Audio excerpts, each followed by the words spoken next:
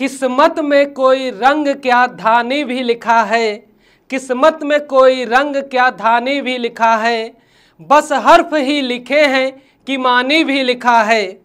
सूखी जुबान जिंदगी से पूछने लगी, सूखी जुबान जिंदगी से पूछने लगी, बस प्यास ही लिखी है कि पानी भी लिखा है, बस प्यास ही लिखी है कि पानी भी लिखा है। जी हाँ प्यारे साथियों, स्वागत है आप सभी का आपके अपने प्यारे YouTube चैनल लक्ष्य क्लासेस पर। प्यारे साथियों, एक बार फिर से हम आप लोगों के समक्ष उपस्थित हो गए हैं बेहतरीन प्रश्नों की श्रृंखला लेकर, और ये क्लास आपको मिलेगी प्रत्येक मंगलवार, और समय इसका कम से कम 2 घंटा होगा। 2 घंटे से कम क्लास होने वाली नहीं है, और इन 2 घंटों में आप कोई एक अध्याय या 4-5 अध्याय नहीं पढ़ोगे, संपूर्ण हिंदी व्याकरण के साथ साहित्य को जोड़कर मैं आपको रिवीजन कराऊंगा। और प्रत्येक प्रश्न आपकी बीती हुई परीक्षा में आए हुए प्रश्न हैं, प्रश्नों से जोड़कर संभावित जो आने वाले प्रश्न हैं उनको भी जोड़कर मैंने रखा है, और बेहतरीन तैयारी आपकी हो जाएगी। एक बेहतरीन रिवीजन के लिए प्रत्येक मंगलवार को आप लक्ष्य क्लासेज यूट्यूब चैनल से जरूर जुड़िए, उपस्थित रहिए।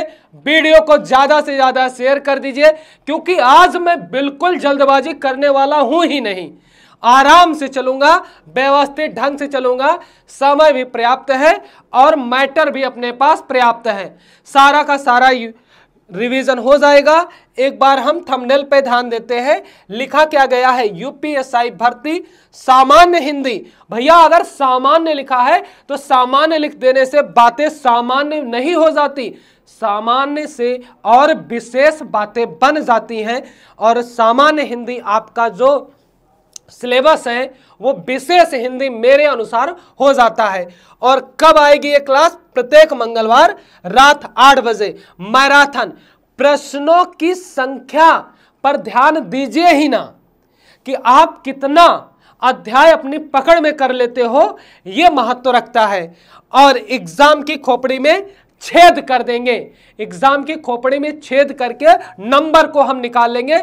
तो फटाफट से आप लोग शेयर कर दीजिए। हम बात तो करते रहेंगे, बात करते रहेंगे, बात करते करते हम आगे बढ़ते रहेंगे, प्रश्नों की परिचर्चा होती रहेगी। और इसी कड़ी में हमारा आ जाएगा पहला प्रश्न। उससे पहले एक बार और आपसे कहता हूं, आगाह करता हूं, वीडियो को ज्यादा से ज्यादा शेयर कर दीजिए। और आज की क्लास में लाइव लोगों की जो लाइव जुड़ने की संख्या को और ही ज्यादा करिए, कि यह क्लास अब तक की मेरी जितनी भी क्लास हो उनसे बेहतर साबित हो, यह मेरी इच्छा है।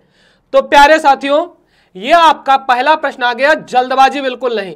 भैया ये पहला प्रश्न दिया गया है, इनमें से कौन सा उपसर्ग सुमेलित नहीं है? तो पहली बात तो मैं ये करूंगा कि उपसर्ग कहते किसे हैं। तो भैया ये जानिएगा, उपसर्ग 2 पदों के योग से बना है, उप और सर्ग से। किससे बना है? उप और सर्ग से। उप का अर्थ होता है निकट, क्या अर्थ होता है? निकट। और सर्ग माने क्या होता है? सृष्टि करना। सृष्टि करने का अर्थ क्या होता है? बनाना, ये अर्थ होता है। और इसकी पूरी परिभाषा की हम बात करें, पूरी परिभाषा की अगर हम बात करेंगे तो भैया इसकी परिभाषा क्या होती है ये हमें ध्यान देना है। परिभाषा होगी ऐसे शब्दांश, क्या होगा भैया? ऐसे शब्दांश जो मूल शब्दों के साथ, कहां? मूल शब्दों के पहले, मूल शब्दों के पहले लगकर उस शब्द के अर्थ को प्रभावित कर दे। अर्थ को क्या करे? प्रभावित कर दे, प्रभावित कर दे। उन्हीं को क्या कहा जाता है? उपसर्ग। क्योंकि उपसर्गों का अकेला कोई अर्थ नहीं होता। और उपसर्गों की संख्या की बात करें तो हिंदी में संस्कृत के उपसर्ग, उर्दू के उपसर्ग और अंग्रेजी के उपसर्ग को भी शामिल किया गया, हिंदी के भी उपसर्ग हैं। और यहाँ पे मैं संस्कृत उपसर्गों की संख्या बता दूं मेरे भाई, संस्कृत उपसर्गों की संख्या कितनी होती है? 22। और बात करें हिंदी और उर्दू और अंग्रेजी के उपसर्गों की संख्या अलग अलग विद्वान अलग अलग तर्क बताते हैं, थोड़ी बातें विभावित हो जाती हैं। तो हम आइए ऑप्शन पे चर्चा करते हैं। लिखा गया है निष्कलंक में क्या निस उपसर्ग लगा है, अधिकार में क्या अधि उपसर्ग लगा है, निर्वाह में क्या निर उपसर्ग लगा है, और पर्यावरण में क्या परि उपसर्ग लगा है। लेकिन प्रश्न आपका है इनमें से कौन सा उपसर्ग सुमेलित नहीं है, यानी कि गलत वाला ढूंढना है। तो एक बार विचार करें तो यहाँ पे क्या है, हम करेंगे परिधन आवरण। क्या करेंगे भैया, परिधन आवरण। यहाँ से छोटी ई निकालेंगे, यहाँ से बड़ा आ निकालेंगे, बना लेंगे या, और आपका क्या होगा, ये रा से छोटी की मात्रा गई है तो रेप में बन गया है, और यहाँ पे आ की मात्रा के साथ ऊपर रा लगा देंगे और वाह और रा और रड़ा को जोड़ देंगे, पर्यावरण बन गया। तो यहाँ पे तो पर उपसर्ग है, ये तो होगा नहीं क्योंकि जो सुमेलित नहीं है उसे देखना है। निर्वाह में क्या है, निर्वाह में निर उपसर्ग है, लेकिन यहाँ पे क्या होना था, हलंत होना था। और अधिकार में क्या है, आदि उपसर्ग, ये भी सही है। लेकिन निष्कलंक में कौन सा उपसर्ग होना चाहिए, तो भैया मैं बताऊं, वास्तव में यहाँ पे क्या होना था, यहाँ पे होना था शुद्ध रूप से ये उपसर्ग होना था। भले इस सा का मूर्धन्य सा में परिवर्तन हो जाए, और इसके अलावा में मैं बताऊं संधि का नियम लगेगा तो निधन कलंक कर देंगे। क्या कर देंगे, निधन कलंक कर देंगे।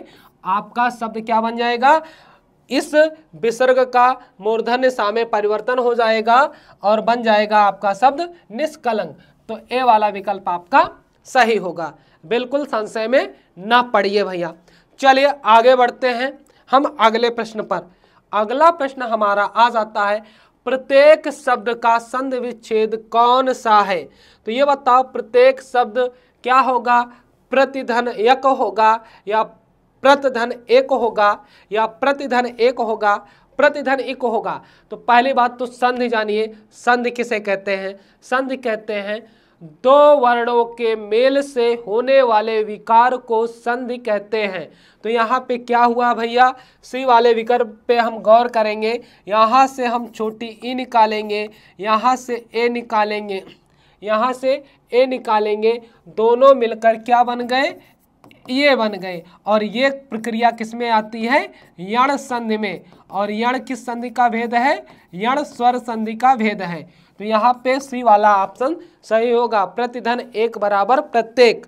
और अगर मैं बात करूं प्रत्येक शब्द में आपका समास कौन सा होगा, तो अव्ययी भाव समास होगा। कौन सा होगा भैया, अव्ययी भाव समास होगा, क्योंकि जिस समास का प्रथम पद उपसर्ग और अव्यय होने के साथ प्रधान होता है उसे अव्ययी भाव समास कहते हैं। चलिए आगे बढ़ते हैं हम अगले प्रश्न पर। व्यास सम्मान प्राप्त शिव सिंह की कृति नीला चांद किस विधा की रचना है। तो पहली बात तो ये जानिए, व्यास सम्मान, भैया व्यास सम्मान के बारे में कुछ बातें बताता हूं, तब तक आप लोग कमेंट में सटीक उत्तर दीजिए। भैया व्यास सम्मान, ये जो सम्मान है सन 1991 से दिया जा रहा है। कब से दिया जा रहा है, 1991 ईस्वी से दिया जा रहा है। और कौन सी संस्था देती है, ये भैया के बिड़ला फाउंडेशन। कौन, के बिड़ला फाउंडेशन। ये फाउंडेशन एक ट्रस्ट है, वो देता है। और प्रथम व्यास सम्मान की बात करें, प्रथम व्यास सम्मान की बात करें तो रामविलास शर्मा जी को दिया गया। किसको, रामविलास शर्मा जी को दिया गया प्रथम व्यास सम्मान। प्रथम व्यास सम्मान रामविलास शर्मा को दिया गया। चलिए आगे। और ये जो है कि नीला चांद, ये भैया उपन्यास है। क्या है, उपन्यास है।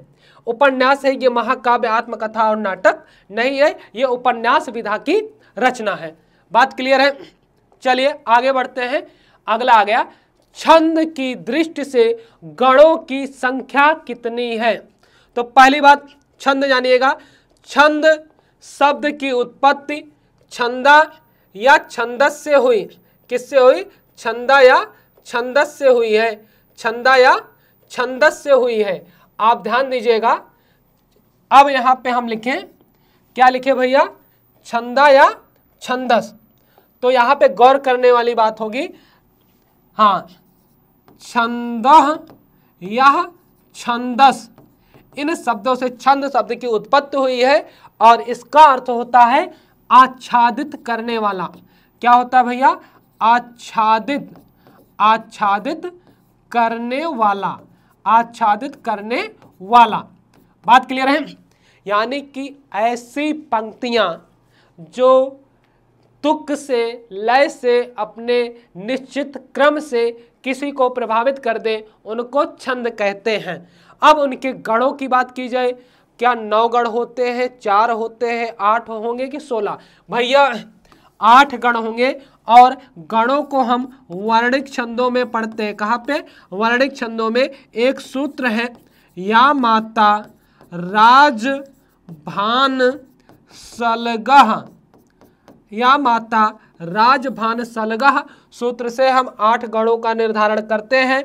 और अगर समझने के लिए हम जाने भाई, समझने के लिए अगर हम जाने तो ये देखिएगा, या से यगड़ बनेगा भैया, और माँ से मगड़ बनेगा, और ता से तगड़ बनेगा, रा से रगड़ बनेगा, और जा से जगड़ बनेगा, और भा से भागड़ बनेगा, भगड़ बनेगा, और ना से नगड़ बनेगा, नगड़ बनेगा, और सा से सगड़ बनेगा। आप जानिएगा 1 2 3 4 5 6 7 8, ये टोटल आपके 8 गण होते हैं। या माता राजभान सलगा सूत्र से इनको हम गिन सकते हैं। और छंद के भैया, छंद के प्रणेता बताना है आपको। छंद के प्रणेता कौन है? छंद के प्रणेता आप जल्दी से बताइएगा। छंद के बारे में बताने वाले कौन है भैया? पिंगलाचार्य जी हैं। पिंगलाचार्य जी हैं जिन्होंने छंद के बारे में बताया और इनको छंद का प्रणेता कहते हैं। और इन्होंने पिंगल शास्त्र लिखा। क्या लिखा? पिंगल शास्त्र लिखा, जिसको छंद शास्त्र भी कहते हैं। छंद से संबंधित पुस्तक इन्होंने लिखी। आगे चलिएगा, आगे चले। आगे हमारा प्रश्न आ गया, आधा गांव ना, आधा गांव उपन्यास के रचनाकार कौन है? ये प्रश्न में देखिएगा लिखा गया, आधा गांव के उपन्यासकार कौन है? आधा गांव के उपन्यासकार कौन है? जाहिर सी बात है, 4 विकल्प दिए गए हैं, चारों के चारों उपन्यासकार होंगे। तो क्या फणीश्वर नाथ रेणु का उपन्यास है, या राही मासूम रजा का उपन्यास है, कि श्रीलाल शुक्ल का उपन्यास है, कि नरेश मेहता का उपन्यास है? बताइएगा। तो किसका उपन्यास है भैया? जल्दी से आप हमें बताइएगा किसका उपन्यास है। तो ये उपन्यास राही मासूम रजा का उपन्यास है। किसका है? राही मासूम रजा का उपन्यास है मेरे भाई। राही मासूम रजा का उपन्यास है आधा गांव। और यहाँ पे फणीश्वर नाथ रेणु की रचना पंचलाइट, क्या महत्वपूर्ण रचना है। और आप लोग कमेंट में भी बताते रहिए, पंचलाइट के अलावा लाल पान की बेगम भी इनकी महत्वपूर्ण रचना है।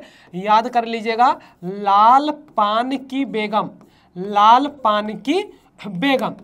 अब हम आगे बढ़ते हैं, श्रीलाल शुक्ल की कुछ रचनाओं पे चर्चा कर लें। श्रीलाल शुक्ल की कुछ रचनाओं पे चर्चा कर ले तो हमें बताइएगा क्या होगा? सूनी घाटी का सूरज, सूनी घाटी का सूरज, श्रीलाल शुक्ल की सूनी घाटी का सूरज, सूनी घाटी का सूरज, सूनी घाटी का सूरज। और इधर नरेश मेहता की रचना को आप लोग कमेंट में बताइए। नरेश मेहता की रचना डूबते मस्तूल 1954, डूबते मस्तूल क्या होगा भैया? डूबते मस्तूल, मस्तूल 1954 का उपन्यास है। और ये जो उपन्यास मैंने बता दिया, ये जो उपन्यास मैंने बता दिया, ये सब आपके प्रीवियस ईयर में आए हुए प्रश्न है। और राही मासूम रजा का ये जो उपन्यास आधा गांव है, यहाँ पे भारत विभाजन के समय की दशा के बारे में इन्होंने बताया है। और खास करके मुस्लिमों में जो शिया और सुन्नी होते हैं, तो शिया के मंतव्य को यहाँ पे इन्होंने बहुत मार्मिक ढंग से प्रस्तुत किया है राही मासूम रजा जी ने। बात क्लियर है? तो 5 प्रश्न हो गए। चलिए आगे बढ़ते हैं और अगला प्रश्न ये देखो भैया, इजी टू मॉडरेट होगा, बिल्कुल संशय में ना पड़िए, पूरा रिवीजन होता चलेगा। पस्त होना का अर्थ है, ये बताओ, पहली बात तो ये बताओ, पस्त होना लोकोक्ति है या मुहावरा? आप बताओ लोकोक्ति है या मुहावरा? मैं एक छोटी सी ट्रिक बताऊंगा, आप जान जाओगे। भैया मुहावरा का शाब्दिक अर्थ होता है बातचीत करना, और ये अरबी भाषा का शब्द है। मुहावरा में क्या होता है, अंत में न प्रत्यय जरूर मिलेगा ज़्यादा, और देखिएगा मतलब 95% शब्दों में न प्रत्यय जरूर मिलता है। और उसके बाद होता क्या है, आप ध्यान दीजिएगा कि इनमें ना जरूर पाया जाएगा। और लोकोक्त में क्या होता है, ना की पॉसिबिलिटी अनिवार्य नहीं है। जैसे यहाँ पे लिखा गया पस्त होना, मैं आपसे पूछूं ये लोकोक्त है कि मुहावरा? आप खट से कमेंट में करो, लिखो कि ये मुहावरा है। तो इसका अर्थ क्या होगा, बदल जाना, भूखे रहना, मौज उड़ाना, या हार जाना। क्या होगा मेरे भाई, हार जाना।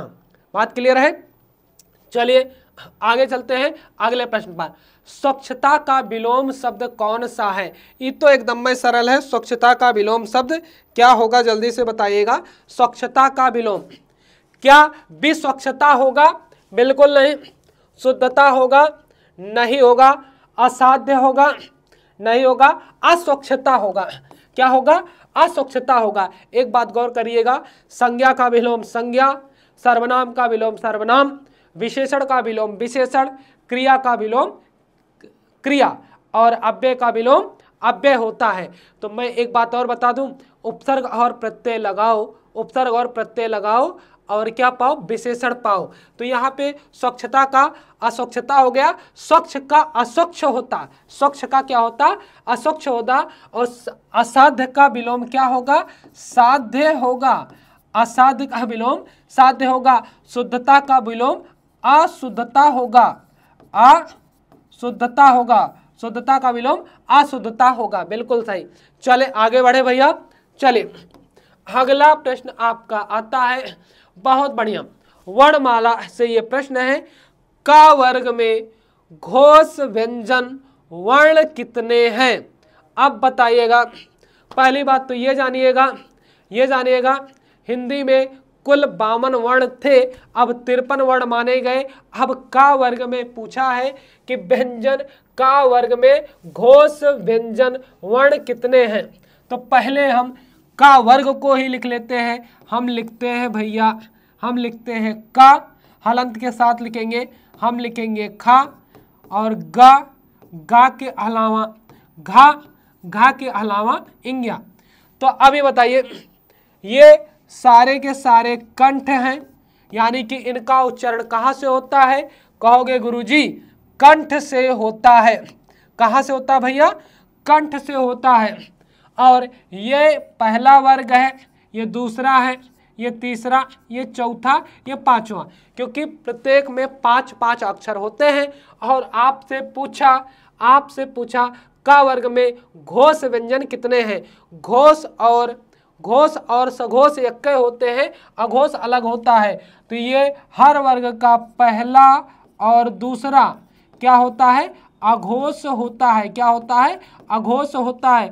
बाकी ये तीसरा, चौथा, पांचवा क्या होता है? घोष होता है। क्या होता है? घोष को ही सघोष कहते हैं, चाहे घोष कहो चाहे सघोष कहो। अब कहोगे गुरुजी घोषत्व होता क्या है? यह हमारी स्वर तंत्री गले में स्थित है, तो गले का ज़्यादा बजना घोषत्व का प्रमाण देता है, गले का कम बजना अघोषत्व का प्रमाण देता है। जैसे हम बोलेंगे क्या, हम बोलेंगे क ख, इनमें गला कम बजेगा, और ग घ इंग्या इसमें गला ज़्यादा बजेगा। सब लोग जितने लोग पढ़ रहे हैं ऐसे गले पे 4 उंगली रखेंगे, पहले का खा का ऐसे एक एक अक्षर का भी उच्चारण कर सकते हैं। करेंगे कैसे? कहेंगे, बोलेंगे ख ग, खा की अपेक्षा घा में ज़्यादा बज रहा है। तो कितने हैं? तो घोष या सघोष ये तीनों तो हैं, ग घ इंग्या। तो संख्या क्या हो जाएगी मेरे भाई? संख्या क्या हो जाएगी? 3 हो जाएगी। और 2 क्या होते हैं? 2 तो अघोष होते हैं। 2 क्या होते हैं? अघोष होते हैं। और यहाँ पे हम प्राणत्व भी जान सकते हैं। और प्राणत्व किसे कहते हैं? ध्वनि के साथ हवा के निकलने को ही प्राणत्व कहा गया है। जिन वर्णों के उच्चारण में मुख से कम हवा निकले उनको अल्प प्राण कहते हैं, जिनके उच्चारण में ज़्यादा हवा निकले उनको महाप्राण कहते हैं। तो हर वर्ग का कौन सा? ये पहला अल्प प्राण और दूसरा महाप्राण, तीसरा अल्प प्राण हो गया, चौथा महाप्राण हो गया, पांचवा अल्प प्राण हो गया। तो आप ये कह सकते हो कि क वर्ग में 3 अक्षर अल्प प्राण भी होंगे और 3 अक्षर घोष या सघोष होंगे, 2 अक्षर महाप्राण होंगे, 2 अक्षर महाप्राण होंगे और 3 अक्षर अल्प प्राण होंगे। और ये ऐसा नहीं, ये का वर्ग में ही नहीं, चा छा जा झा या के साथ कंडीशन यही होगी, टा ठा डा ढाड़ा के साथ भी होगी, ता था दा धा ना के साथ भी होगी और पाफा बाभा माँ के साथ भी ये स्थिति होगी भैया। चलो हम आगे बढ़ते हैं।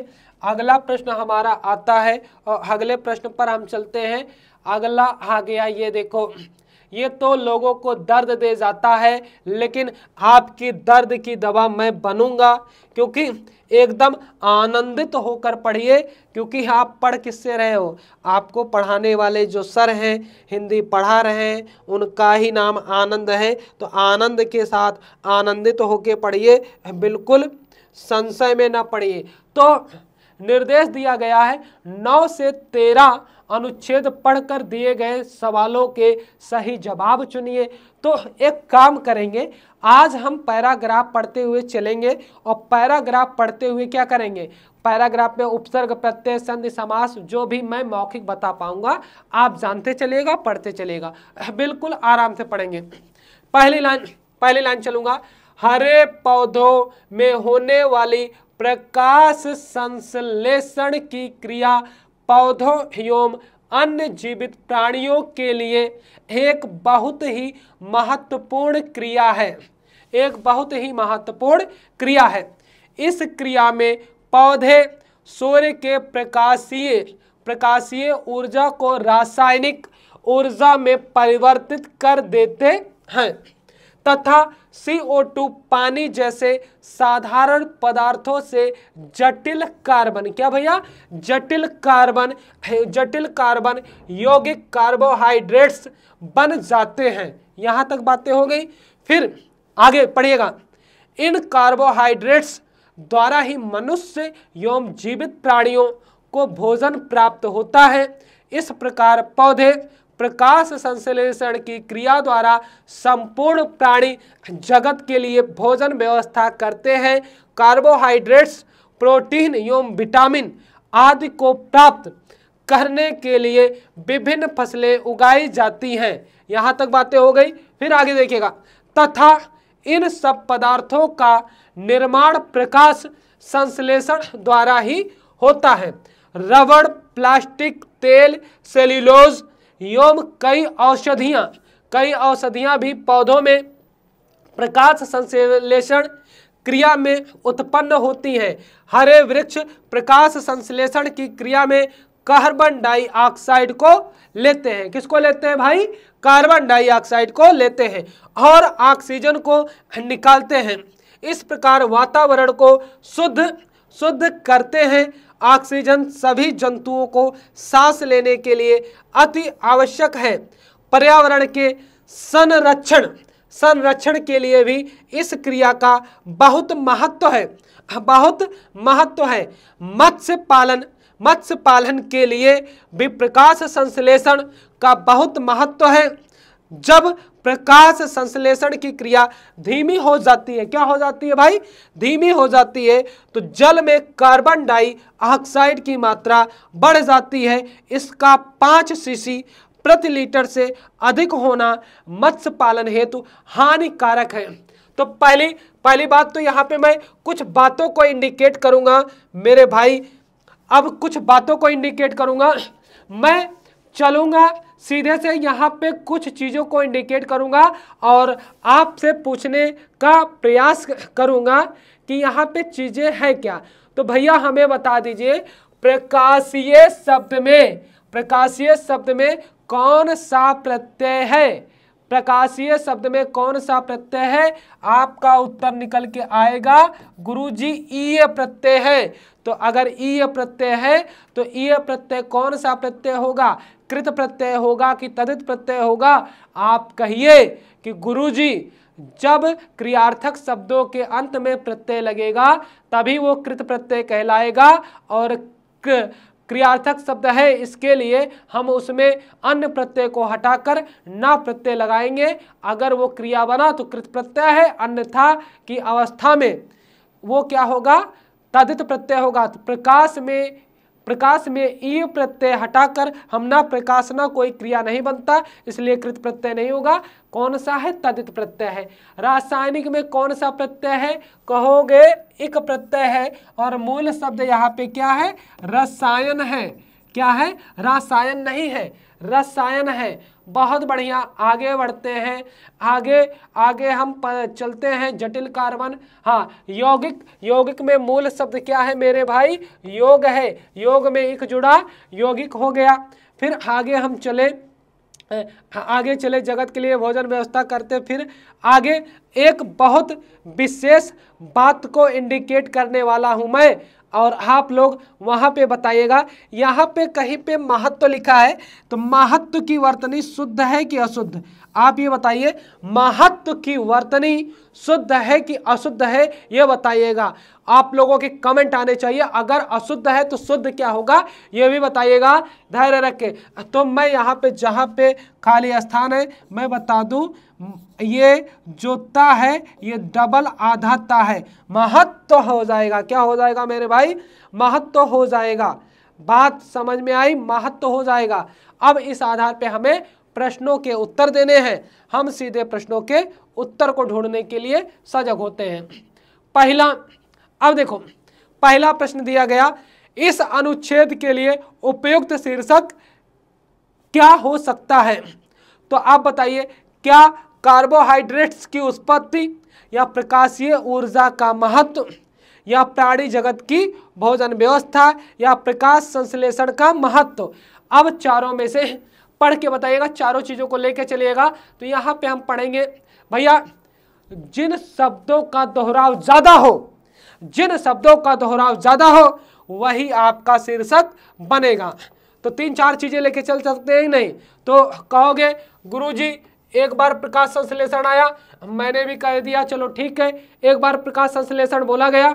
और अगर कार्बोहाइड्रेट्स से है, एक बार कार्बोहाइड्रेट्स आया, फिर उसके बाद दोबारा कार्बोहाइड्रेट्स आया, और आगे फिर ये प्रकाश संश्लेषण फिर आया, ढूंढते चलिए मेरे साथ।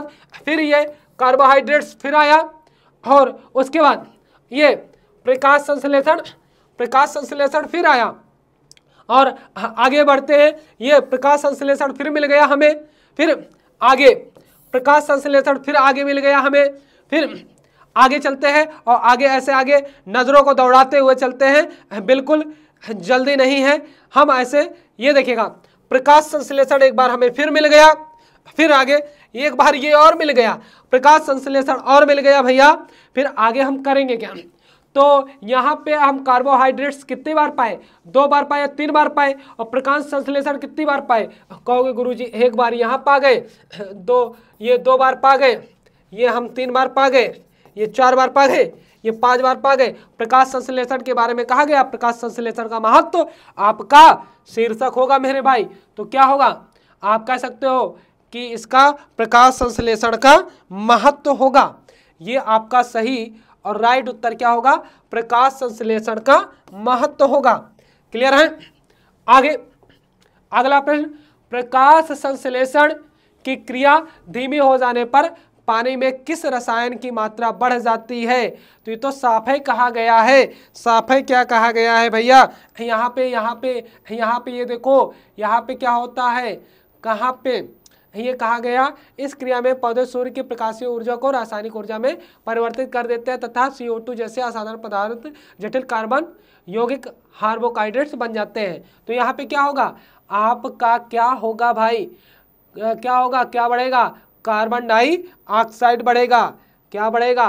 नाइट्रोजन ऑक्साइड की कई बातें नहीं। अच्छा ये बताओ, बाई ऑप्शन जाके अगर प्रश्नों को सॉल्व करें तब भी सॉल्व कर सकते हैं। कहीं पे ऑक्सीजन की बात की गई नहीं होगा, क्लोरीन की बात की गई नहीं होगा, नाइट्रोजन की बात की गई नहीं होगा, कार्बन डाइऑक्साइड की बात की गई वही होगा, बात खत्म। क्लियर है, इसमें क्या सोचना है।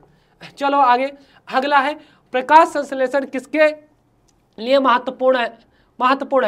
प्राणी जीव जगत की भोजन व्यवस्था के लिए, उपयुक्त सभी लिखा गया, मछलियों के पालन के लिए, औषधियों की तैयारी के लिए, सबके लिए, क्या बी वाला, उपयुक्त सभी के लिए, किसके लिए सबके लिए। हाँ चलो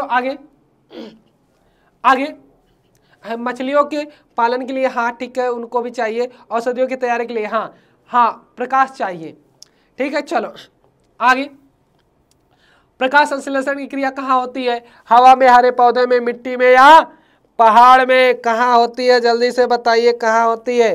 तो कहोगे सीधे हरे पौधों में होती है। कहाँ पे होती है भैया, हरे पौधों में होती है। अधिकतर प्रकाश संश्लेषण कहाँ होता है, हरे पौधों में होती है। चलिए उनके भोजन का निर्माण करते हैं। चलिए प्रकाश संश्लेषण होने के लिए किसकी आवश्यकता नहीं है, क्या मिट्टी, कार्बन डाइऑक्साइड, जल या प्रकाश, जल्दी बताइए किसके ना होने की आवश्यकता है। तो अब प्रकाश संश्लेषण के लिए मिट्टी होना जरूरी नहीं है, मिट्टी होना जरूरी नहीं है, कार्बन डाइऑक्साइड होना चाहिए, जल होना चाहिए, प्रकाश होना चाहिए, प्रकाश संश्लेषण हो जाएगा। मिट्टी नहीं भी होगा तब भी प्रकाश संश्लेषण हो जाएगा। बात क्लियर है। चलिए अगला प्रश्न, हाँ विधिक का पर्यायवाची शब्द कौन सा है। तो विधिक का पर्यायवाची शब्द देखिएगा, विधि माने कानून होता है और विधि ब्रह्मा की पर्यायवाची भी है। तो उल्टी दिशा बिल्कुल नहीं होगा, वैदिक बिल्कुल नहीं होगा, कानूनी आपका सही होगा, ज्ञात माने जानकारी होगा। तो कानूनी, विधिक का मतलब क्या होगा, कानूनी, क्या होगा, कानूनी। चलो अगला प्रश्न आपका आ गया, आसन्न का पर्यायवाची शब्द कौन सा है। तो आसन्न का अर्थ क्या होगा, क्या कुर्सी होगा, तैयार होगा, या प्रतीक्षा होगा, या नजदीक होगा। तो नजदीक होगा मेरे भाई, नजदीक होगा। प्रतीक्षा में हम संधि करते हैं, क्या करेंगे, प्रतिधन इच्छा, यहाँ से छोटी ई निकला, यहाँ से बड़ी ई निकला, दोनों मिलकर क्या बन गए, बड़ी ई बन गए, और मात्रा ये लग गई, हो गया आपका शब्द प्रतीक्षा, दीर्घ संधि। चलो आगे चले, किस छंद के प्रत्येक चरण में 16 मात्राएं होती हैं, दोहा, चौपाई, सोरठा या रोला।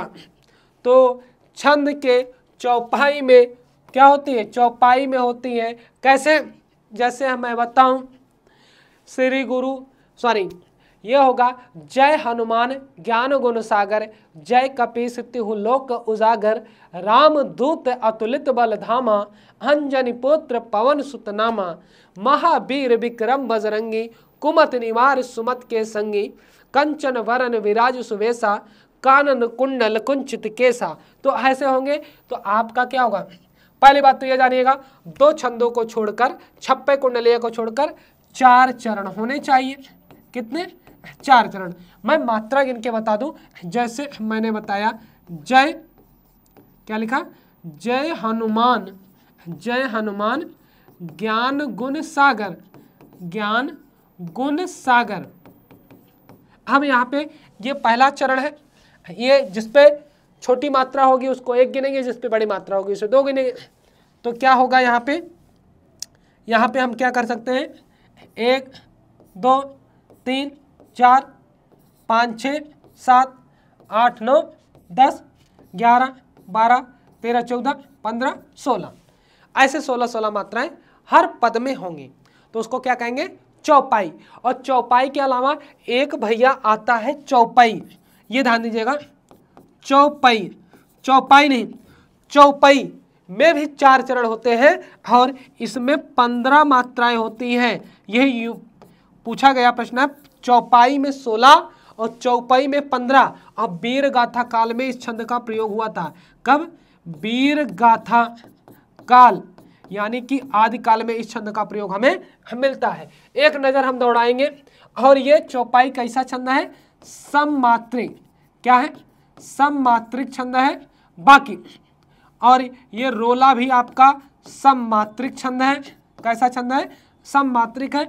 सोरठा अर्ध सममात्रिक है, अर्ध सममात्रिक छंद है।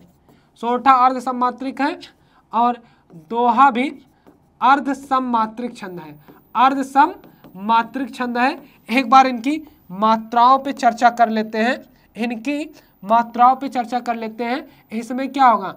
यहाँ पे होगा पहले और तीसरे चरण में 13, दूसरे और चौथे चरण में 11 ना, 11 11 11 11 और चौपाई के प्रत्येक चरण में 16 16।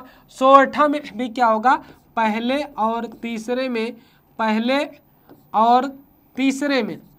और तीसरे में 11 11, दूसरे और चौथे में 13 13। ये दोहे का ठीक उल्टा होगा। और रोला में 11 13 की यत के साथ 4 चरण होते हैं, प्रत्येक चरण में 24 मात्राएं। और अगर इसके उदाहरण की मैं बात करूं तो श्री गुरु चरण सरोज रज निज मन मुकुर सुधार बरनहु रघुबर विमल जसु जो दायक फलचार बुद्धहीन तनु जान के सुमिरो पवन कुमार बल बुध विद्या देव मोहि हरहु कलेश विकार। ये होगा। रोला का क्या है? नीलांबर परिधान हरित पट पर सुंदर है सूर्य चंद्र युग मुकुट मेखला रत्नाकर है ना। तो ये आपके होंगे रोला के उदाहरण। चलो आगे बढ़ते हैं। अगला, जिसका मूल्य आंका ना जा सके, इस अभिव्यक्ति के लिए एक उपयुक्त शब्द कौन सा है? जल्दी से बताइएगा। जिसका मूल्य आंका ना जा सके, मेरे भाई मूल्य रहित का होगा, जिसका मूल्य ना हो उसे अमूल्य कहेंगे। क्या कहेंगे? अमूल्य कहेंगे। परम मूल्य कोई मतलब नहीं। अति मूल्य माने ज्यादा मूल्य। क्या होगा? ज्यादा मूल्य। ज्यादा मूल्य अति मूल्य होगा। परम मूल्य माने हो सकता है प्यारा मूल्य। क्या होगा? प्यारा मूल्य। अमूल्य माने जिसका कोई मूल्य ना हो। और ये अव्ययी भाव समास है। क्या है? अव्ययी भाव।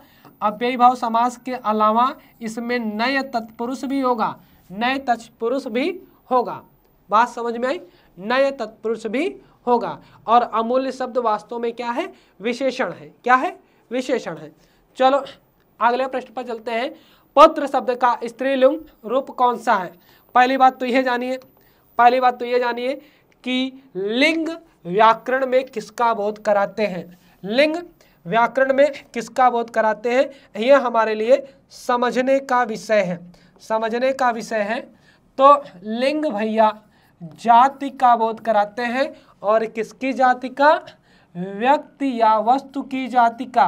व्यक्ति या वस्तु की जाति का बोध कराते हैं। और हिंदी में कितने लिंग है? कहोगे 2 लिंग है। कितने? 2। एक है पुल्लिंग, एक है पुल्लिंग और दूसरा है स्त्रीलिंग। स्त्रीलिंग। लेकिन संस्कृत में 3 लिंग है, पुल्लिंग, स्त्रीलिंग, नपुंसकलिंग या उभयलिंग। हिंदी में देखिएगा। अब पुत्र शब्द का स्त्रीलिंग रूप कौन सा है? तो ये देखिएगा, तनया, पुत्र, पुत्री या बेटी। तो पुत्र का स्त्रीलिंग पुत्री होगा, बेटी का पुल्लिंग बेटा होगा, बेटी का पुल्लिंग बेटा होगा। और तनया का, तनया माने बेटी होता है, तनया का क्या होगा? तनय होगा। क्या होगा? तनय होगा पुल्लिंग। तो तनया का पुल्लिंग तनय, पुत्र का स्त्रीलिंग पुत्री, बेटी का पुल्लिंग बेटा। बात क्लियर है? और लिंग निर्धारण, अधिकतर शब्दों का लिंग निर्धारण मेरे भाई आप लोग मेरा, मेरी, मेरे लगा के या अच्छा, अच्छी, अच्छे लगा के कर सकते हो। जैसे मैंने सर पे टोपी पहनी तो ये मेरा टोपी कि मेरी टोपी। अगर मैंने बोल दिया मेरी टोपी तो टोपी हो गया स्त्रीलिंग। अगर बाल है तो मेरा बाल कि मेरे बाल ना, मेरी बाल तो बोलेंगे नहीं, तो मेरा और मेरे बोले तो पुल्लिंग हो गया। और पुल्लिंग के साथ बहुवचन भी हो गया। मेरा माथा कि मेरी माथा, मेरा माथा, चाहे लड़का बोले या लड़की भले। अब सारे अंग देखिएगा, कुछ अंग विकारों को छोड़कर बाकी सारे अंग तो स्त्री पुरुष में समान पाए जाते हैं। जैसे ये भाव है भ्रिकुटी, मैं क्या बोलूँगा? मेरा भाव कि मेरी भाव, मैं भी बोलूँगा मेरी भाव या मेरी भ्रिकुटी। अब आँख है, मेरा आँख कि मेरी आँख, मेरी आंख बोलेंगे, चाहे कोई लड़का बोले या लड़की बोले। लेकिन आंख की पर्यायवाची नेत्र हो जाता है, तो नेत्र को क्या, नेत्र, आंख खुलती है, नेत्र खुलता है, नेत्र हो जाएगा पुल्लिंग और आंख हो जाएगा स्त्रीलिंग ना। मेरा आंसू को मेरे ना, आंसू, आंसू क्या होगा, मेरी आंसू तो बोलोगे नहीं, मेरे आंसू, और उसके साथ बहुवचन भी है। तो अब यहाँ पे मेरा पुतली की मेरी पुतली, मेरी पुतली, मेरा नाक की मेरी नाक, बोलोगे मेरी नाक, जिसके साथ मेरी लगेगा वो स्त्रीलिंग, जिसके साथ मेरा और मेरे लगेगा वो पुल्लिंग ना। मेरा कान, मेरा कान, मेरी कान तो बोला जाएगा नहीं। मेरा होठ, मेरे होठ ना, मेरी होठ तो बोला नहीं जाएगा। मेरी दांत बोला नहीं जाएगा। मेरा दांत की मेरी दांत, मेरी जीभ, बोलोगे मेरे होठ, ठीक है।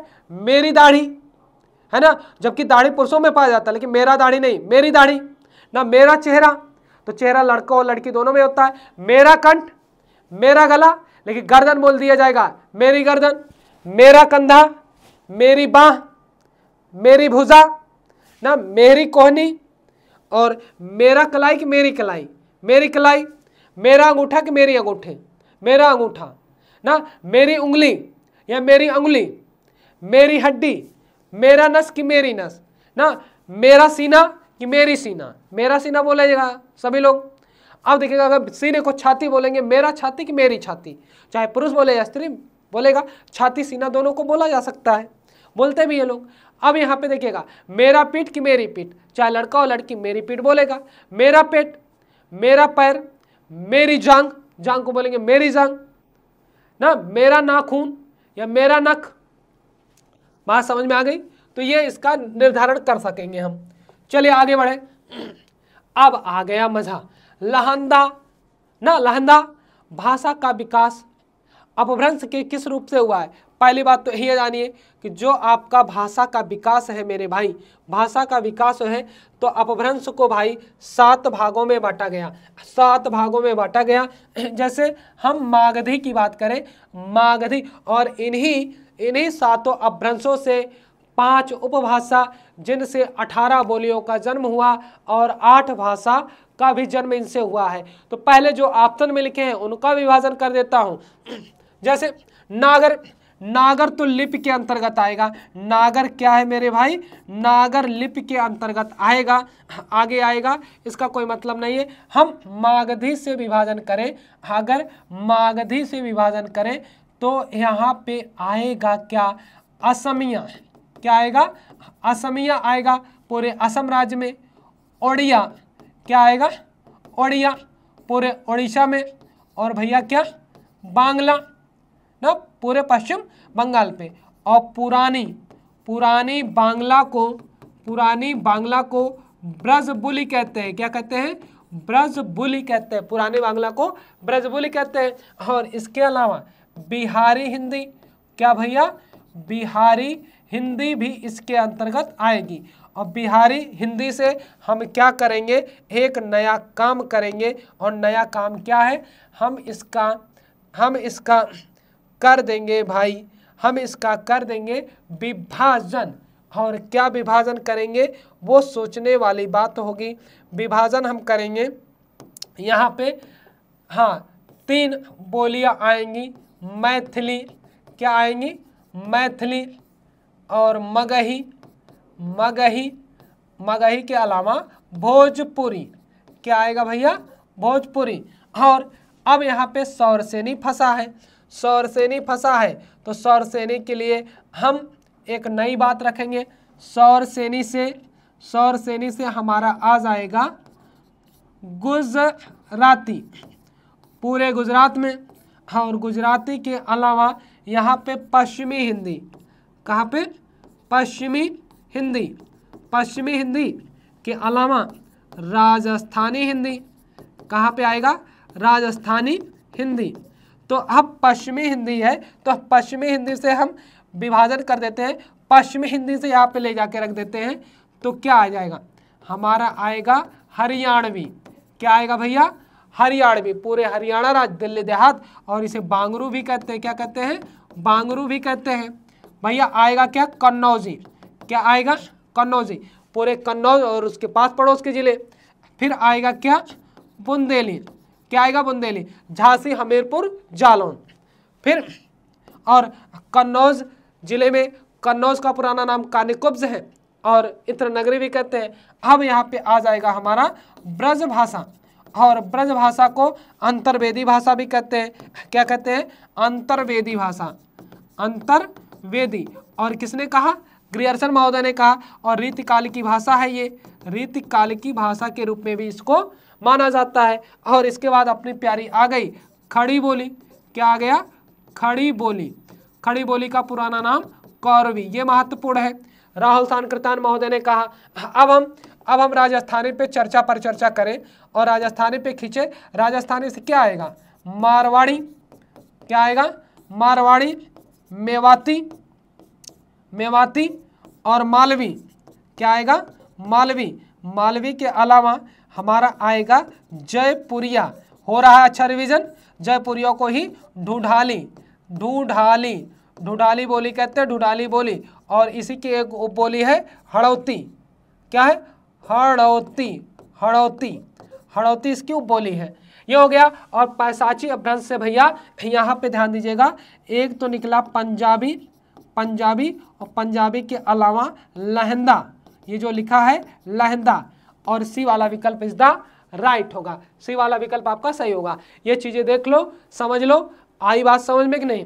तो ऐसे ही व्यवस्थित मैं चर्चा करते हुए चलूंगा, क्योंकि पूरा समय लेके आया हूं और बढ़िया क्लास दूंगा, ज़्यादा समय वाली क्लास दूंगा, क्योंकि ना मेरे पास समय की कमी है ना आपके पास समय की कमी है।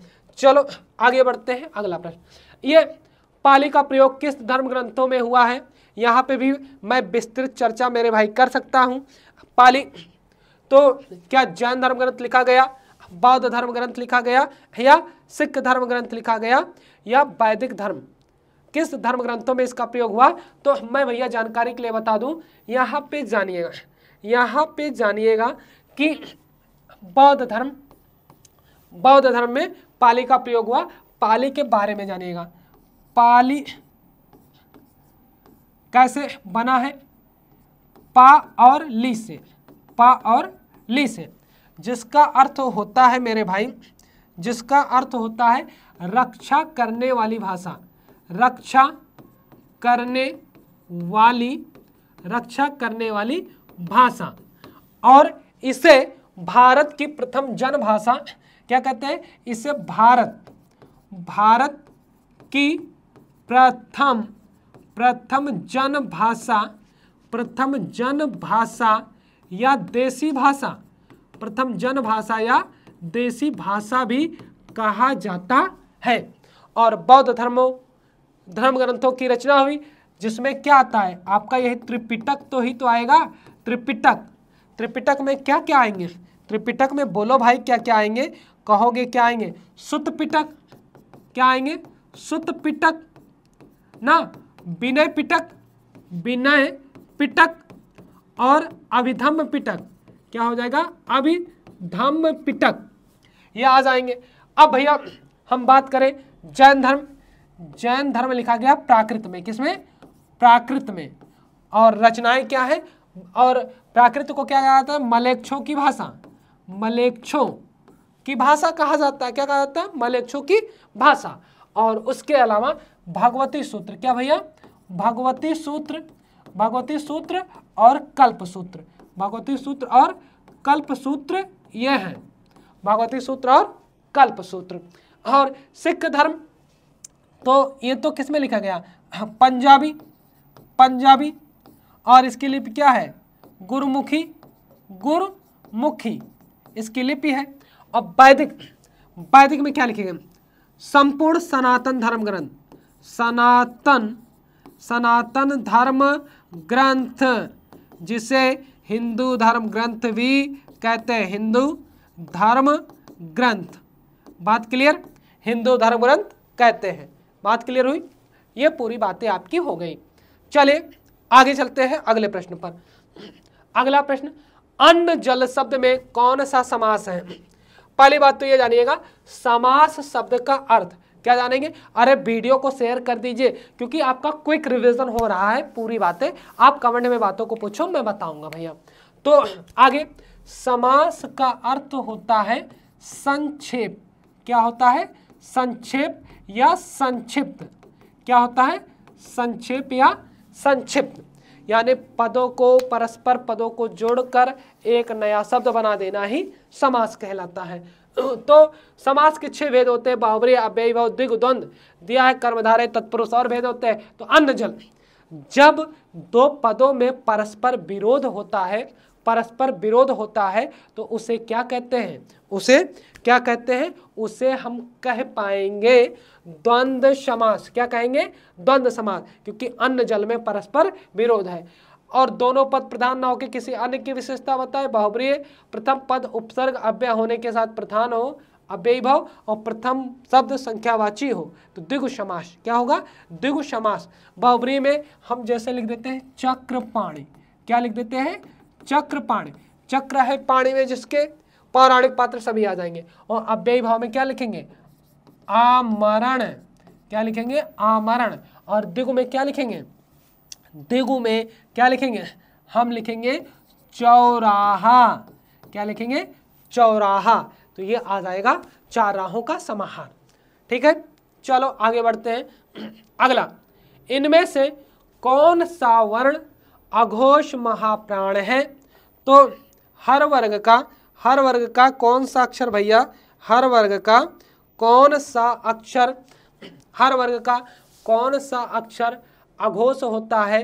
तो हमने बताया हर वर्ग का पहला दूसरा अघोष होता है, तीसरा चौथा पांचवा सघोष होता है। हर वर्ग का पहला तीसरा पांचवा अल्प प्राण होता है और दूसरा और चौथा महाप्राण होता है। तो ये बताओ कि ये अगर झा की बात करें तो हम गिनेंगे चा, छा, जा, झा, ये चौथे नंबर का है। और चा ये वर्ग का पहला नंबर है, ता भी पहला है, और क्या है? खा भी क्या है? दूसरा है। हमें अघोष के साथ महाप्राण भी देखना है, तो हर वर्ग का दूसरा चौथा महाप्राण होता है। तो ये बताओ, दूसरा चौथा महाप्राण होता है और पहला दूसरा अघोष होता है, तो यही खा तो होगा। अब झा क्या है? झा चौथा है, तो ये तो महाप्राण है। महाप्राण के साथ क्या है मेरे भाई? ये सघोष है। क्या है? क्योंकि हर वर्ग का तीसरा चौथा पांचवा सघोष होता है। ये क्या है? ये तो अघोष है। अघोष है लेकिन अल्प प्राण है। ये क्या है? अघोष है लेकिन अल्प प्राण है। ये भी क्या है? अघोष है। अघोष है लेकिन क्या है? अल्प प्राण है। क्या है भैया? अल्प प्राण है। और खा तो है ये। ठीक है, चलो आगे बढ़ते हैं अगले प्रश्न में। मुंहतोड़ शब्द में कौन सा समास है? अव्ययी भाव, तत्पुरुष, बाहुव्रीहि या द्विगु? बताओ। अब इसका विग्रह हम कर लेंगे। क्या प्रथम पद अव्यय या उपसर्ग है? और अव्यय या उपसर्ग किसे कहेंगे भैया? जिसका अकेले कोई अर्थ ना हो। तो मुंह और तोड़ ये तो दोनों का अर्थ निकल रहा है। ये ऑप्शन वो कैंसिल कर दिए कि नहीं है? क्या ये कोई पौराणिक पात्र है? देवी देवता का नाम है? नहीं, ये बाहुव्रीहि को कैंसिल किए। क्या प्रथम पद संख्यावाची है? क्या प्रथम पद संख्यावाची है? कहोगे गुरुजी नहीं है, तो ये भी तो कैंसिल। यक्कै बचा तत्पुरुष। क्या होगा? मुंह को तोड़ने वाला। क्या हो जाएगा? आपका विग्रह होगा मुंह को तोड़ने वाला। मुंह को तोड़ने वाला। और कौन सा? कर्म तत्पुरुष हो जाएगा मेरे भाई। क्या होगा? कर्म तत्पुरुष। कर्म तत्पुरुष यह हो जाएगा कर्म तत्पुरुष। कारक चिन्हों के आधार पर तत्पुरुष के कितने भेद? 6 भेद। कर्म तत्पुरुष, करण तत्पुरुष, संप्रदान तत्पुरुष, अपादान तत्पुरुष, संबंध तत्पुरुष, अधिकरण तत्पुरुष। कर्ता और संबोधन को छोड़ेंगे। चलो आगे बढ़ते हैं। अगला, धैर्य शब्द में कौन सा प्रत्यय होगा? तो ये बताओ जल्दी से, फटाफट से बताओ। क्या अरे होगा, धीर होगा, या एर होगा, या या होगा? तो भैया या होगा। कैसे? मूल शब्दवा इसमें धीर है, धीर में या जोड़ेगा, ये आपका शब्द बन जाएगा धैर्य। धीर में या जोड़ेगा तब धैर्य हो जाएगा। और धैर्य शब्द का मूल शब्द पूछे तो आप धीर बताइएगा। चलिए, ये बढ़िया प्रश्न। केंद्रीय हिंदी निर्देशालय की पत्रिका का नाम क्या है? हाँ, नया ज्ञानोदय या भाषा या आजकल या बहुवचन, जल्दी से बताइएगा मेरे भाई, जल्दी से आप लोग बताइएगा। ये देखो कुछ प्रश्नों के बाद ऐसे प्रश्न आ रहे हैं कि जो दिमाग की बत्ती को जला दे रहे हैं। तो नया ज्ञानोदय, भाषा, आजकल, बहुवचन, ये सारी पत्रिकाओं के ही नाम हैं और आप जल्दी से बताइएगा। देखते हैं किसके उत्तर सही आते हैं और जल्दी से अगर सही उत्तर बता दोगे तो अच्छी बात है, नहीं तो देखिएगा ये भैया आगे देखिएगा। अब यहाँ पे भाषा, ये इसका है भाषा, और ज्ञानोदय भी पत्रिका है और ज्ञानोदय नाम से ज्ञानपीठ समिति इसका प्रकाशन करती है, ज्ञानपीठ समिति प्रकाशन करती है। और 1949 से लेके 1949 से लेके आगे तक, अभी हाल ही में 2003 से नया ज्ञानोदय नाम से इसका प्रकाशन हो रहा है। और आजकल भी पत्रिका ही है, और आजकल पत्रिका ये हिंदी उर्दू की परिस्थितियों को बताता है। आजकल है पत्रिकाओं के नाम, लेकिन केंद्रीय हिंदी निर्देशालय की पत्रिका का नाम भाषा है, ठीक है। और ये द्विवार्षिक है भैया, नहीं सॉरी द्विमासिक, द्विवार्षिक नहीं द्विमासिक है, द्विमासिक। चलिए अगले प्रश्न पर हम चलते हैं। देवनागरी लिपि का विकास किस लिपि से हुआ है? कोई भी छोटा बच्चा भी बता दे, कोई भी छोटा बच्चा बता दे। अब यहाँ पे क्या होगा, क्या शारदा लिपि या चित्रलिपि, ब्राह्मी लिपि या खरोष्ठी लिपि? तो क्या कहेंगे भैया, देवनागरी लिपि का विकास ब्राह्मी लिपि से हुआ है। किससे हुआ मेरे भाई? ब्राह्मी लिपि से हुआ है। और कैसे हुआ है ये मैं आपको बताऊंगा। यहाँ पे देखिएगा, ऐसे देखिएगा कैसे, ये ब्राह्मी लिपि हो गया। सब लोग ध्यान दीजिए, दो भागों में बांटा गया, दो भागों में बांटा गया। और दो भागों में कैसे बटा ये जानिएगा। ये भैया आपका उत्तरी ब्राह्मी, कौन सा? उत्तरी ब्राह्मी, और दक्षिणी ब्राह्मी। और इसको बांटा गया नागर और शारदा लिपि में, नागर लिपि और शारदा है। नागर को फिर बांटा गया यहाँ पे पश्चिमी शाखा, पश्चिमी शाखा के अलावा इसे पूर्वी शाखा, क्या हुआ? पूर्वी शाखा। और पश्चिमी शाखा से ही देवनागरी लिपि का जन्म हुआ है। ये बन गया आपका देवनागरी। डायरेक्ट ब्राह्मी से ही देवनागरी नहीं बना है। क्लियर है? चलो आगे आया, इनमें से कौन सा शब्द पुल्लिंग नहीं है? तो ये बताओ, कविता, निबंध, उपन्यास और लेख। तो यहाँ पे क्या होगा मेरे भाई, जल्दी से बता दो क्या होगा। कविता तो मेरी लगाओ तो कविता ही तो होगा, कविता। बाकी निबंध, उपन्यास और लेख सभी के सभी पुल्लिंग हैं। यहाँ पे कुछ सोचना नहीं। हाँ, यहाँ पे थोड़ा विचार करना है। रचना और रचनाकार में कौन सुमेलित नहीं है? रचना और रचनाकार में कौन सुमेलित नहीं है?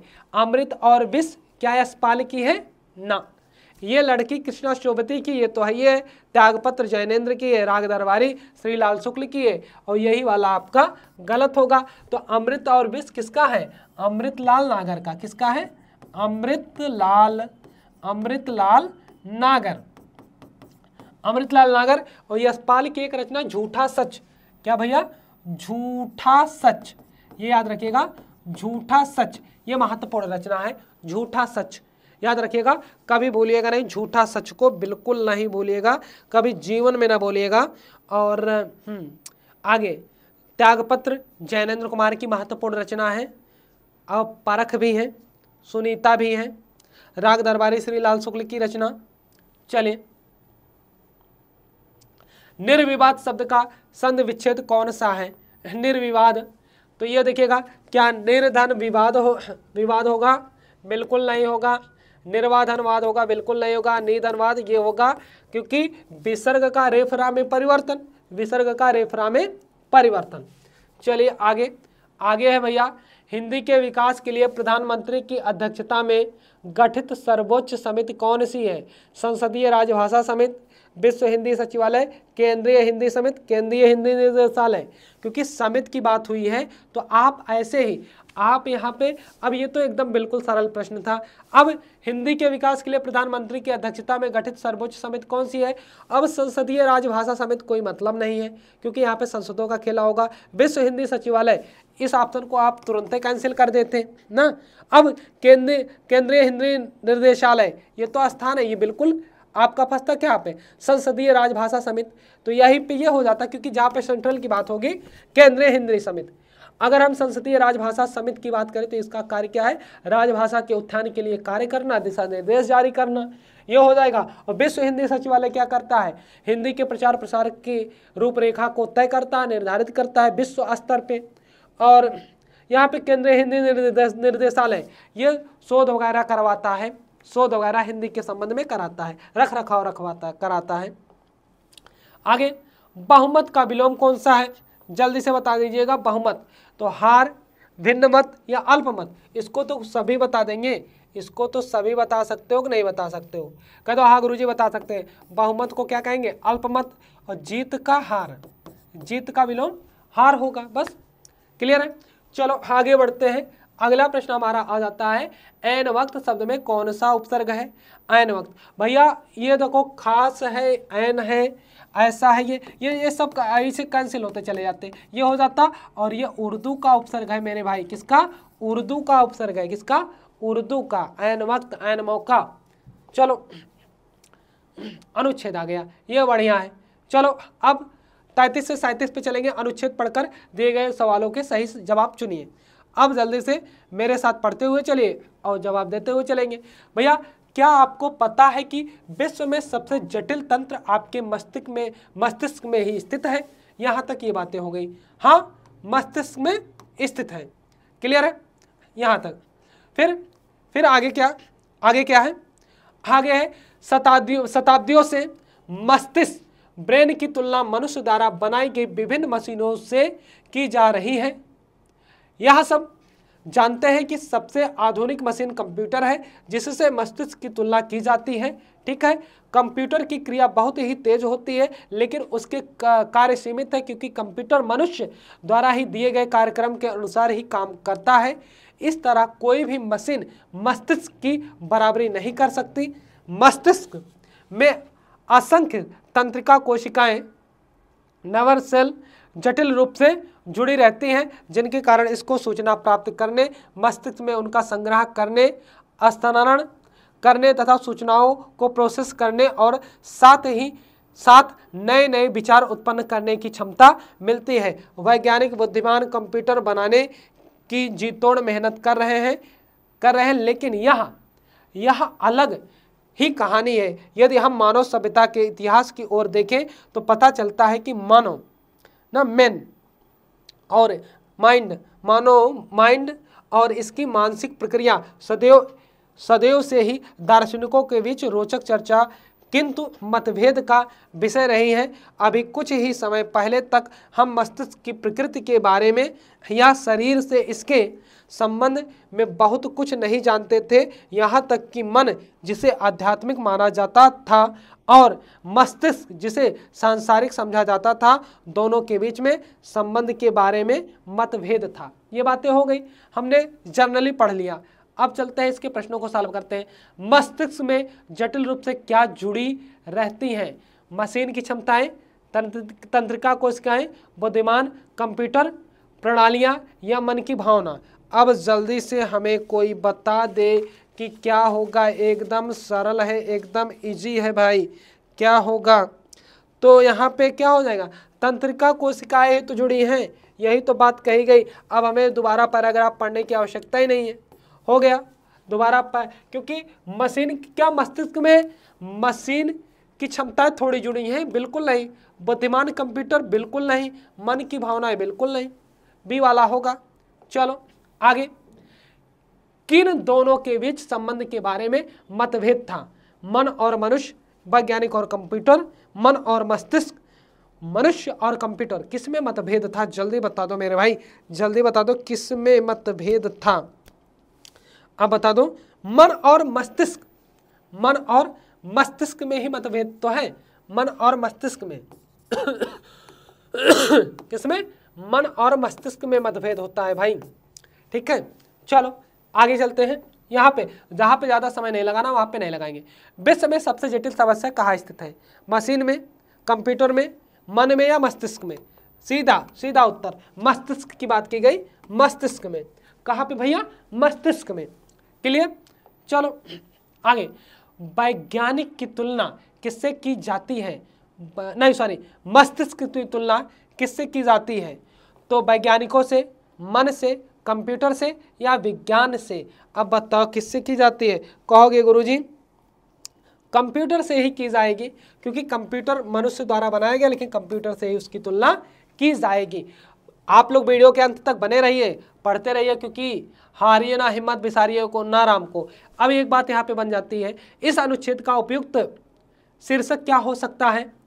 क्या हो सकता है मेरे भाई? जल्दी से बता दो, क्या हो सकता है? मानसिक प्रक्रियाएं, आध्यात्मिकता। अच्छा ये बताओ, यहाँ पे हम बाई ऑप्शन जाके चीज़ों को कर सकते कि नहीं? क्योंकि मानव मस्तिष्क की बात की गई है, मानव मस्तिष्क की बात की गई है, तो इस ऑप्शन को हम कैंसिल कर सकते कि नहीं? हाँ कर सकते हैं। अब देखिएगा, यहाँ पे एक ऑप्शन कैंसिल कर दिया, हमारे पास 3 बचा। तो मानव मस्तिष्क और कंप्यूटर प्रणाली, अब दोनों में से देखो ज़्यादा किसके बारे में बात कही गई? तो मानव मस्तिष्क को बताया गया ना ज़्यादा बातें, तो कंप्यूटर प्रणाली तो आपका कैंसिल हो जाएगा, कंप्यूटर प्रणाली आपका कैंसिल हो जाएगा। अब मानसिक प्रक्रिया या मानव मस्तिष्क, तो यहाँ दोनों में इसको हम चुन सकते हैं। मानव मस्तिष्क क्या हो जाएगा? मानव मस्तिष्क हो जाएगा, बिल्कुल नहीं। चलो आगे भैया, आगे आपका प्रश्न आ गया, रामकृष्ण शब्द में कौन सा समास है? ये भैया ये एक दूसरे, भले एक ही व्यक्ति के द्वारा लिए गए अवतार है, लेकिन एक त्रेता युग में हुए थे, एक द्वापर में हुए थे, और दोनों का कार्य अलग अलग है। तो यहाँ पे क्या होगा मेरे भाई? द्वंद्व समास होगा। क्या होगा? द्वंद्व समास होगा, और द्वंद्व समास होगा। ठीक है, चलिए। मुक्ता शब्द का तद्भव रूप कौन सा है? क्या मुक्ता का क्या होगा? मुक्त होगा, मुक्ति होगा, मौत होगा, मोती होगा, मोती मोती मोती मोती, और मोती वास्तव में मौक्तिक भी होना चाहिए, मौक्तिक। ठीक है, मुक्ता को मौक्तिक भी कहते हैं। चलो, जिसका कोई शत्रु ना हो, इस अभिव्यक्ति के लिए एक उपयुक्त शब्द कौन सा है? अब बताओ मेरे भाई। अजय, जिसे जीता ना जा सके। अजय, अजय क्या होगा? जिसे जिसे जीता ना जा सके, जीता ना जा सके, वो तो अजय हो गया ना। महाकोपी माने कि बहुत कोप करने वाला, बड़ा ना, अधिक कोप करने वाला, अधिक कोप, और कोप माने होता है गुस्सा। कोप माने क्या होता है? गुस्सा करने वाला, करने वाला। ठीक है, और आजाद शत्रु तो ये होगा, क्या होगा? आजाद शत्रु, आजाद शत्रु। और आजाद शत्रु नाम की एक रचना है, किसकी है? वो जयशंकर प्रसाद ने लिखा है। किसने? जयशंकर प्रसाद की रचना है, जयशंकर प्रसाद। और सर्वप्रिय, सबका प्रिय, क्या हो जाएगा? सबका प्रिय, सबका प्रिय क्या हो जाएगा? सर्वप्रिय भैया। चलो आगे। आंख उठा करना देखना का अर्थ क्या है? अपेक्षा करना। अपेक्षा करना का अर्थ होता है उम्मीद करना। बहुत थक जाना, लस्त हो जाना, अंधा हो जाना, इग्नोर करना ना, उपेक्षा करना, उपेक्षा करना। आंख उठा करना देखना, उपेक्षा करना। जैसे उसने मुझे आंख उठाकर भी नहीं देखी, माने कि मेरी तौहीन ही हुई, उपेक्षा। चलो हाँ, पवित्र शब्द का संधि विच्छेद कौन सा होगा? जल्दी से बताइएगा, क्या होगा? पौधन इत्र बिल्कुल नहीं होगा, प्योधन इत्र बिल्कुल नहीं होगा, पोधन वित्र नहीं होगा, पोधन इत्र होगा, और आयादि संधि। कौन सा? आयादि संधि। किस संधि का उदाहरण है? आयादि संधि। क्या होगा भैया? ओ और ई मिलके क्या बना है? अवि बना है। क्या बना है? अवि बना है। इसी प्रकार क्या होगा? लोधन इत्र बराबर, लोधन इत्र बराबर लवित्र, और लवित्र माने हसिया, हसिया, हसिया। ठीक है, चलो आगे बढ़ते हैं। अगला प्रश्न आपका आ जाता है, निर्गुण शब्द का संधि विच्छेद कौन सा है? निर्गुण शब्द का संधि विच्छेद क्या होगा? निधन गुण होगा, निगुण होगा, निर्धन गुण होगा। देखिए यहाँ पे हलंत होता तो वहां पे वो संधि नियम के तहत नहीं आता, यही होगा निधन गुण, विसर्ग का रेफरा में परिवर्तन। चलो आगे, आगे क्या है? चा वर्ग में महाप्राण वर्ण व्यंजन वर्ण कितने हैं, च वर्ग में महाप्राण व्यंजन वर्ग कितने हैं। तो ये बताओ मेरे भाई, अगर हम यहाँ पे ये लिख देते हैं, हम लिखते हैं चा और चा के अलावा छा के अलावा जा के अलावा झा और उसके बाद यहाँ क्या पूछा है, महाप्राण। दूसरा चौथा महाप्राण होता है ना, तो दूसरा चौथा महाप्राण होगा तो यही तो होगा, ये हो जाएगा। संख्या कितनी हो जाएगी, 2 हो जाएगी, 2। हाँ, महाप्राण व्यंजन और अल्प प्राण 3 हो जाएंगे। महाप्राण 2 होंगे तो अल्प प्राण 3 हो जाएंगे। चलो आगे बढ़ते हैं। हाँ, ये बढ़िया आ गया।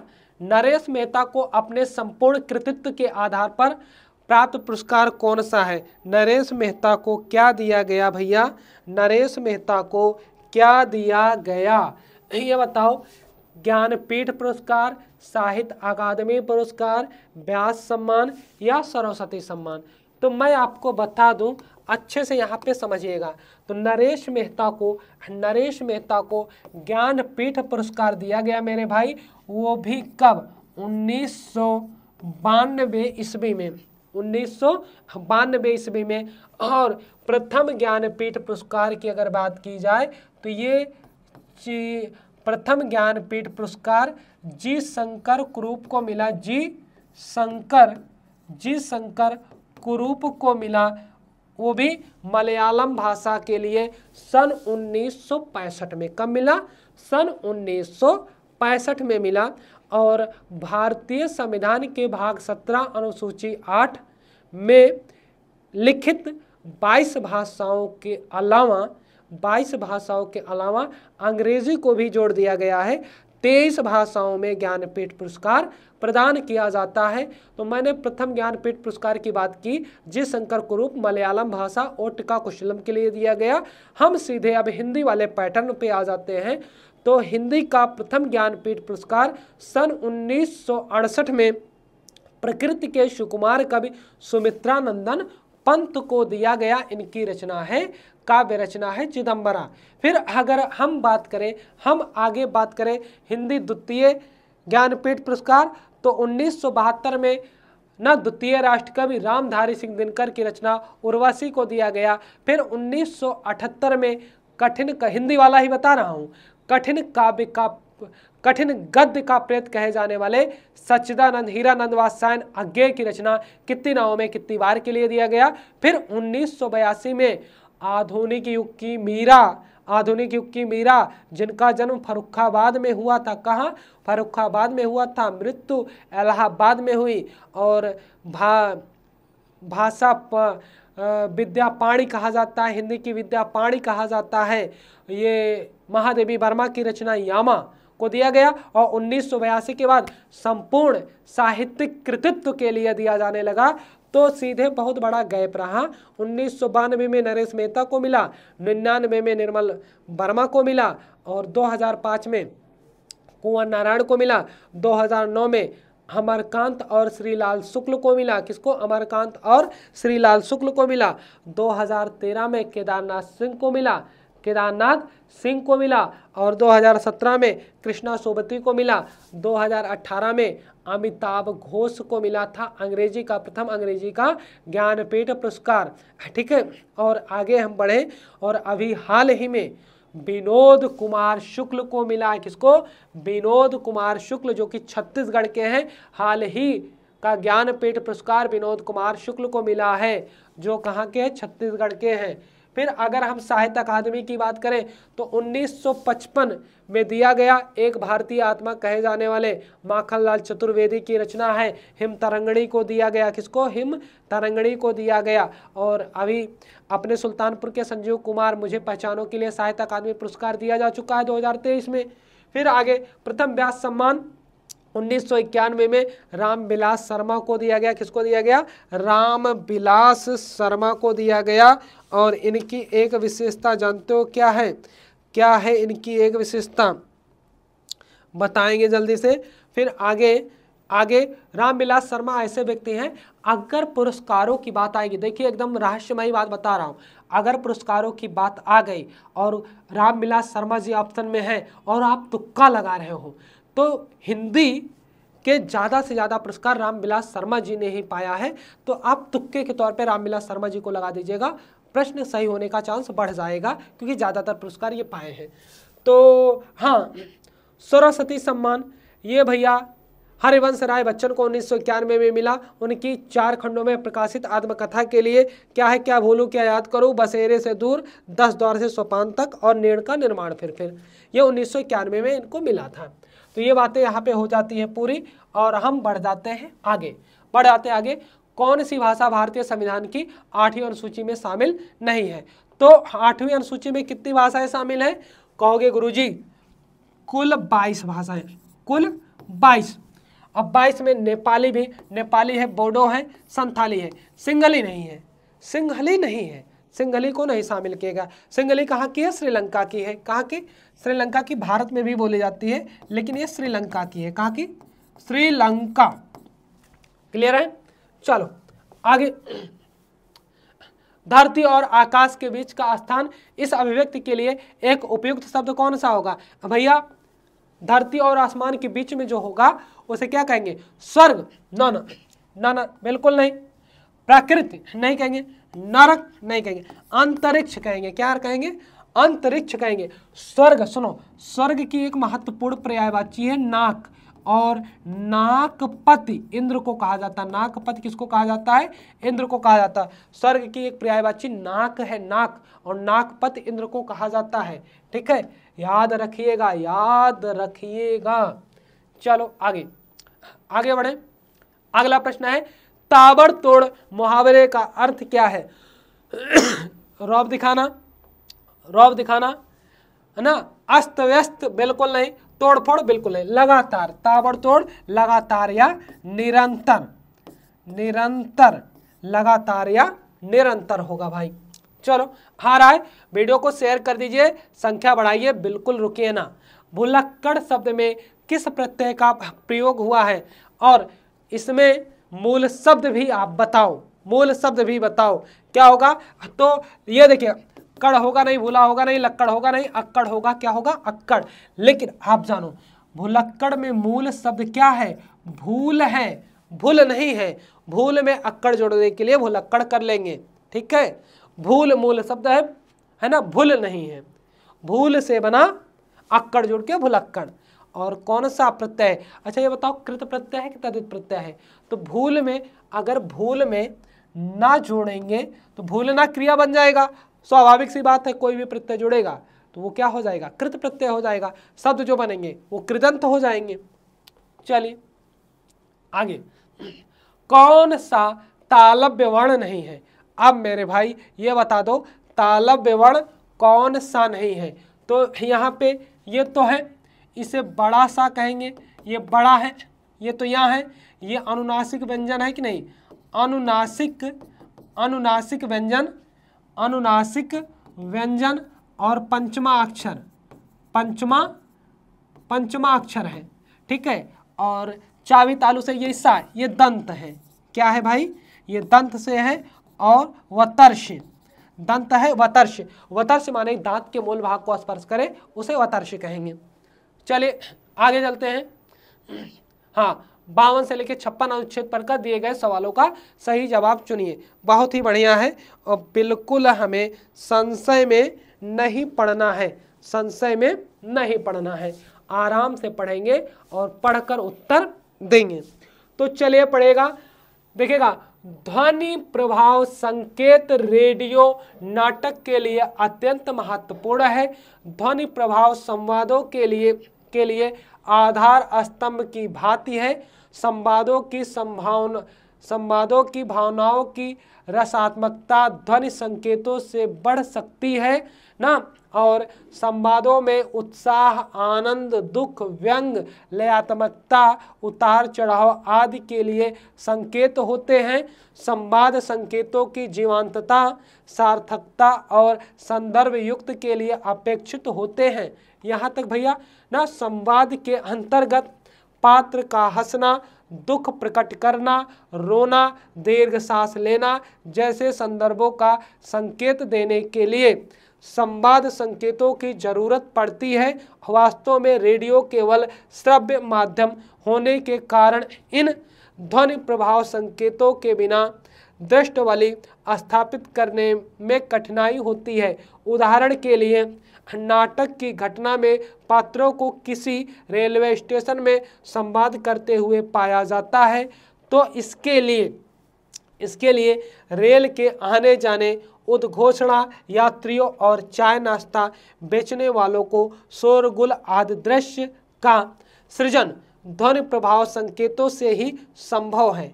ठीक है, यहाँ तक। और इसी प्रकार के दृश्यों के लिए कई प्रकार की आवाज़ें यथा दरवाज़ा खुलने बंद होने, गाड़ियों के आने जाने, किसी के आने जाने की आहटें, बच्चों के खेलने की आवाज़ें आदि का सृजन इससे संभव है। आमतौर पर नाटक के दौरान उत्पादित ध्वनियाँ कुछ पूर्व रिकॉर्डेड ध्वनियाँ होती हैं। सामान्यतः रेडियो नाटक का रिकॉर्डिंग स्टूडियो पर होता है। अतः सभी प्रकार की ध्वनि प्रभाव प्रत्यक्षतः नाटक के रिकॉर्डिंग के दौरान ही उत्पन्न करने में कठिनाई होती है। अतः पूर्व में रिकॉर्ड की गई ध्वनियों का इस्तेमाल किया जाता है। ये तो आपका हो गया। अब फटाफट से हम इसका उत्तर देते हैं, आप लोग बिल्कुल हड़बड़ाइए नहीं, होगा सब बढ़िया है। अब यह अनुच्छेद किस विषय पर केंद्रित है? रेडियो संवाद में उत्साह, रेडियो संवाद में लयात्मकता, रेडियो नाटक लेखन में ध्वनि प्रभाव संकेत, रेडियो नाटकों की संदर्भ युक्त। अब बताओ चारों में से क्या होगा भैया? अब यहाँ पे क्या होगा? तो सी वाला होगा। रेडियो क्या होगा? रेडियो नाटक लेखन में ध्वनि प्रभाव संकेत, यही तो बातें कही गई। तो यहाँ पे सोचने का कोई विषय ही नहीं है, सी वाला विकल्प आपका सही होगा। ये तो सरल था। चलिए आगे, इस अनुच्छेद के लिए उपयुक्त शीर्षक क्या हो सकता है? रेडियो नाटक का रिकॉर्डिंग, रेडियो नाटक लेखक की तकनीक पहलू, संगीत संकेत, रेडियो नाटक। अब जल्दी से बता दो तो मैं मानूं। तो यहाँ पे क्या होगा? हर पहलू पे विचार किया गया तो क्या होगा मेरे भाई? क्या होगा जल्दी से बताइएगा। रेडियो नाटक लेखक की तकनीक पहलू, ये होंगे आपके सही जवाब। चलिए आगे, रेडियो नाटक लेखन में ध्वनि प्रभाव संकेतों का उद्देश्य क्या है? संवादों की रसात्मकता, दृश्यावली स्थापित करना, नाटक को प्रभावशाली बनाना, उपर्युक्त सभी। मेरे हिसाब से और आपके हिसाब से क्या होना चाहिए? तो सारी बातें तो ही कही गई हैं। संवादों की रसात्मकता, दृश्यावली स्थापित करना, नाटक को प्रभावशाली बनाना, उपर्युक्त सभी। क्या होगा मेरे भाई? उपर्युक्त सभी होगा। क्या होगा? उपर्युक्त सभी होगा। चलिए आगे चलते हैं। अगला प्रश्न आया, संवाद संकेत क्यों अपेक्षित है? संवादों की जीवंतता के लिए, फिर आगे है संवादों की सार्थकता के लिए, या संवादों की संदर्भ युक्त के लिए, या उपर्युक्त सभी। जल्दी से बताइएगा कौन सा उत्तर होगा? कौन सा उत्तर होगा? तो यहाँ पे भी क्या होगा? उपर्युक्त सभी, क्योंकि सभी की बातें यहाँ पे भी की गई। उपर्युक्त सभी होगा, बिल्कुल जल्दबाजी नहीं करना, उपर्युक्त सभी होगा। चलिए अगले प्रश्न पर चलते हैं।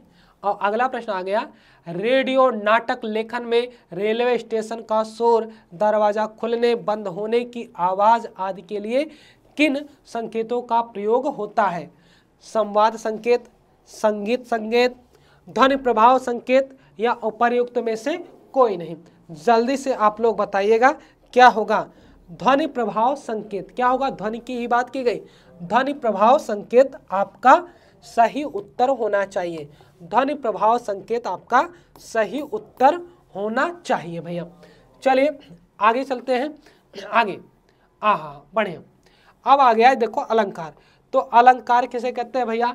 काव्य की शोभा बढ़ाने वाले धर्मों को अलंकार कहते हैं। अलंकरोति इति अलंकारः, अलंकरोति इति अलंकारः, जो अलंकरित करे वही अलंकार है ना। काव्य शोभाकारान धर्मानान अलंकारान प्रेक्षते, ये भी होगा। तो ये बताओ, कनक कनकते सौगनी मादकता अधिकाय, या खाए बौराए जग वह पाए बौराए। ना, वो आप खाए बहुराए से गया पाए बहुराए। तो जहाँ पे एक शब्द दो बार आए और दोनों बार उनके अर्थ अलग अलग हों, यहाँ पे कहा गया कनक कनकते सौगनी, यानी कि मादकता अधिकार, यानी कि कनक माने सोना होता है, कनक माने धतूरा होता है, सोना पाने, देखिएगा क्या होता है कि धतूरा खाने से व्यक्ति पगला जाता है और सोना कीमती वस्तु पा जाने से भी व्यक्ति पागल ही हो जाता है, विक्षिप्त हो जाता है। तो यहाँ पे यमक होगा, क्या होगा, यमक। अगर श्लेष की बात करें, श्लेष का अर्थ होता है चिपका, चिपका हुआ, श्लेष का अर्थ होता है चिपका हुआ। तो शब्द एक अर्थ अनेक, क्या होगा, चिर जीवो जोर जुरे क्यों न सने गंभीर, को घटिया विद्वान जावे हलदर के वीर, ये उदाहरण होगा। चरण धरत चिंता करत चितवत चारों ओर, सुबरन को खोजत फिरत कभी वे बिचारी चोर, यानी कि रहमन पानी राखिए बिन पानी सब सून, पानी गए न उबरे मोती मानुष चून। यहाँ पे क्या है कि चून पानी का अर्थ किससे लिया गया है कि एक चमक से लिया गया है, एक इज्जत से लिया गया है ना। रहमन पानी राखिए बिन पानी सब सून, पानी गए न उबरे मोती चमक ना, मानुष इज्जत, और चून से जल से आसे लिया गया। फिर अनुप्रास, अनुप्रास में क्या होता है, वर्णों की आवृत्ति होगी, वर्णों की आवृत्ति होगी। कैसे, तर नित अनुजा तट तमाल तरुवर बहु छाए, झुके कुल सो जल पर सनहित मनहु छुआए ना, उसकी मधुर मुस्कान किसके हृदय तल में नहीं बसी। और अनुप्रास के 5 वेद, 5 वेद क्या होगा, छेकानुप्रास, वृत्तानुप्रास, लाटानुप्रास, श्रुत्यानुप्रास और अनत्यानुप्रास, ये होंगे। उपमा, उपमा में क्या होगा, सागर सा गंभीर हृदय हो जिसका, सागर सा गंभीर हृदय हो जिसका, तो ये आपका उपमा अलंकार का उदाहरण हो जाएगा। चलो आगे, ये यमक श्लेष और अनुप्रास ये शब्दालंकार है, उपमा आपका अर्थालंकार है। अवर का विलोम शब्द कौन सा होगा, तो देखिएगा अवर का विलोम शब्द क्या होगा, तो अवर का विलोम शब्द क्या होगा मेरे भाई, अवर का विलोम शब्द क्या होगा मेरे भाई, जल्दी से बताओ। अवर का प्रवर होगा, अवर का प्रवर होगा, गंवार को क्या कहेंगे ना, गंवार का तत्सम होता है ग्रामीण, क्या होता है, ग्रामीण, ग्रामीण होता है ना। अमर, ये इसका विलोम अमर होगा, मर्त का विलोम अमर, अमर का क्या होगा, मर्त। ठीक है, चलो अगले प्रश्न पर हम चलते हैं। प्रत्युपकार शब्द में कौन सा उपसर्ग है, प्रत्युपकार शब्द में कौन सा उपसर्ग है, क्या प्रा है, प्रति है, प्रत्यु है। ये देखो ऐसे ऑप्शन को कैंसिल करते हुए चलो भैया, ऐसे इसको कैंसिल कर दो, ये कैंसिल हो गया, ये कैंसिल हो गया, ये होगा प्रतिधन उपकार, और यड़ संधि भी बन रहा है, कौन सी संधि, यड़ संधि भी बन रहा है। चलिए आगे चलते हैं अगले प्रश्न पर। ओष्ठ महाप्राण अघोष वर्ण, अघोष व्यंजन वर्ण का उदाहरण कौन सा है, तो ये बताओ।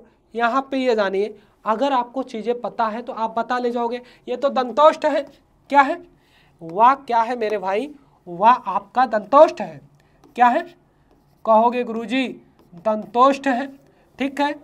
भा और महाप्राण हो सकता है, तो हर वर्ग का दूसरा होगा, तो ये तो पा पा पा भा, हाँ चौथा भी हो सकता है, लेकिन अघोष होना चाहिए, ये फा होगा, फा होगा। भा क्या होगा, भा महाप्राण के साथ ये सघोष होगा, सघोष होगा, ये भी क्या होगा, सघोष होगा, और क्या होगा, अल्प प्राण होगा माँ। ठीक है, चलो अगले प्रश्न पर हम चलते हैं। और अगला प्रश्न आता है, मिलाप शब्द में कौन सा प्रत्यय है, मिलाप शब्द में कौन सा प्रत्यय है, तो लाप तो होगा नहीं, लाप नहीं होगा, इलाप नहीं होगा, आपा नहीं होगा, आप होगा, मिलाप। और इसमें कृत प्रत्यय है, जो शब्द बना वो कृदंत है। ठीक है, चलो आगे।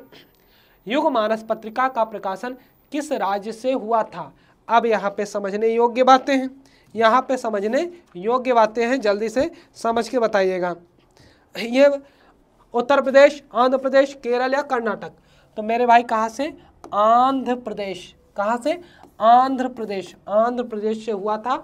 और आंध्र प्रदेश से हुआ था इसका भैया, ये तेलुगु भाषा में देखिएगा कौन है, जयशंकर बाबू, 1900, हाँ जयशंकर बाबू ने इसका प्रकाशन किया था। प्रकाशक कौन है, जयशंकर बाबू, जयशंकर बाबू ने इसका प्रकाशन किया था, जयशंकर बाबू। ठीक है, चलो आगे चलते हैं, आगे चलें।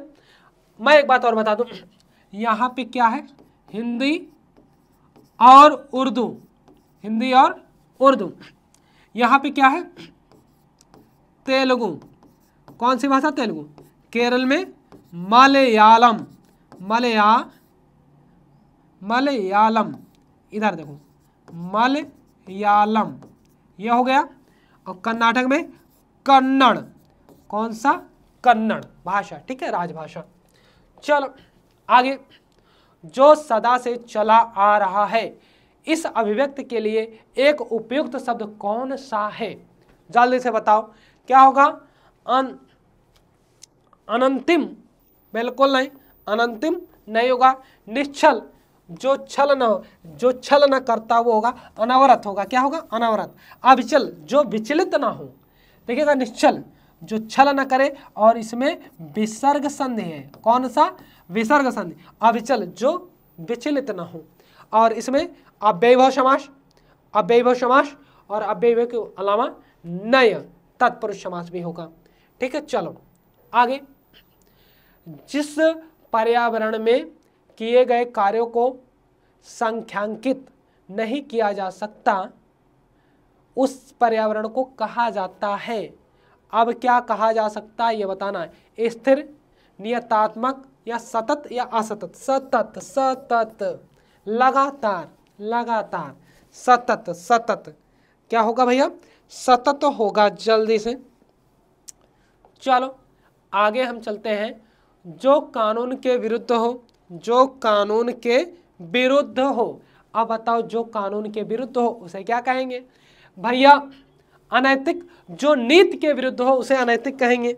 जो नीति के विरुद्ध हो, यहाँ पे लिख लेंगे हम, जो नीति के विरुद्ध हो, यहाँ पे क्या, नीति के विरुद्ध, नीति के विरुद्ध उसे अनैतिक कहेंगे। अनुचित, जो उचित ना हो, जो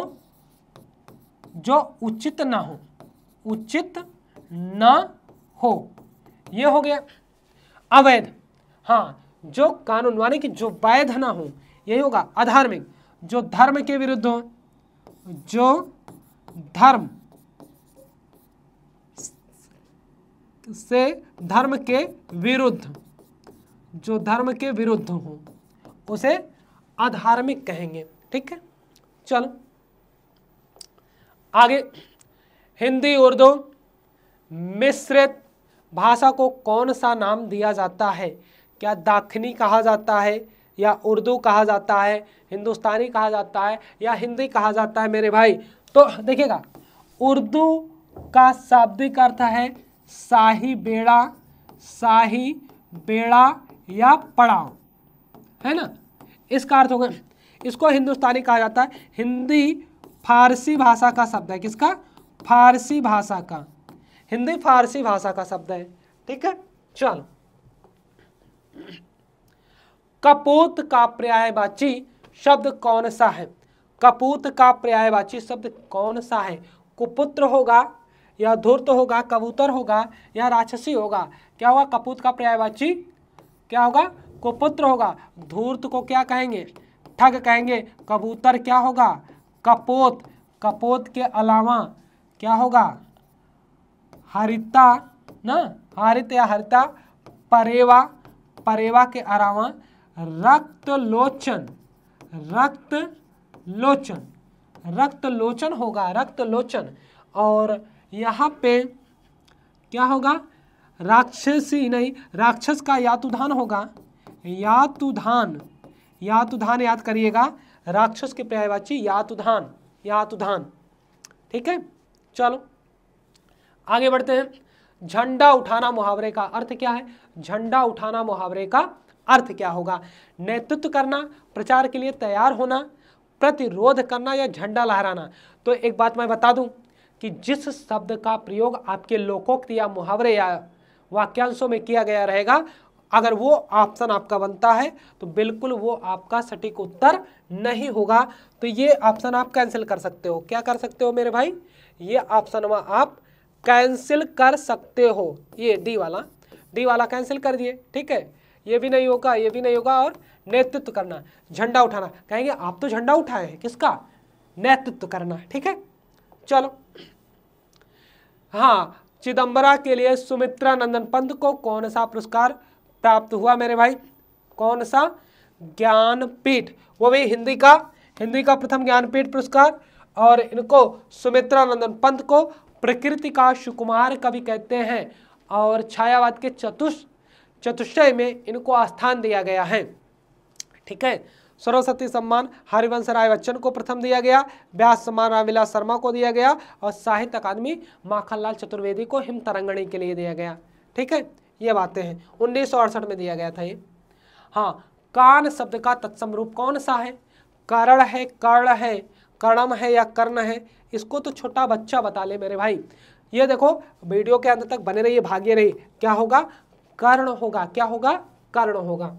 चलो आगे, मूर्धन्य अल्प प्राण व्यंजन कौन सा है? आहा, बढ़िया, बताओ मूर्धन्य अल्प प्राण व्यंजन कौन सा है? तो ये बताओ, तो मूर्धा में तो ये दोनों आते नहीं, इनको दोनों को कैंसिल करो। अब यहाँ पे अल्प प्राण देखना है, तो पहला दूसरा ना, पहला तीसरा पांचवा अल्प प्राण होता है, तो हम गिनेंगे टा, क्या गिनेंगे? टा और ठा और डा। डा तीसरे पे अल्प प्राण है, डा है ना, और दा भी नहीं होगा, तो दा भी तो दंत है, ये डा हो जाएगा, बात खत्म एकदम। बाई ऑप्शन जाते तो सही हो जाता, बाई ऑप्शन। अब कैसे ऑप्शन में आते? ये तो ता वर्ग है, मूर्धा है नहीं, ये कैंसिल हो गया। ये क्या है? ये ओष्ठ वर्ग है, ये तालु है, तो मूर्धा एक तो बचा, टा ठा डा ढा। क्लियर है? दिमाग लगाओगे तो चीजें हो जाएंगी। खिचड़ी पकाना, मुहावरे का अर्थ क्या है? कहते हैं ना, पता नहीं कौन सी खिचड़ी पका रहे हैं। तो आप ध्यान दीजिए, खिचड़ी पकाना क्या होगा? स्वादिष्ट भोजन बनाना? बिल्कुल नहीं। अब बनाने से तो इसका अर्थ होगा नहीं, क्या होगा? इसको हम कर देंगे कैंसिल, इसको कैंसिल कर देंगे। षड्यंत्र ना, रोटी के लिए तरसना? बिल्कुल नहीं। गुप्त धन खोज निकालना? ना ना, खिचड़ी पकाना षड्यंत्र, षड्यंत्र, ठीक है।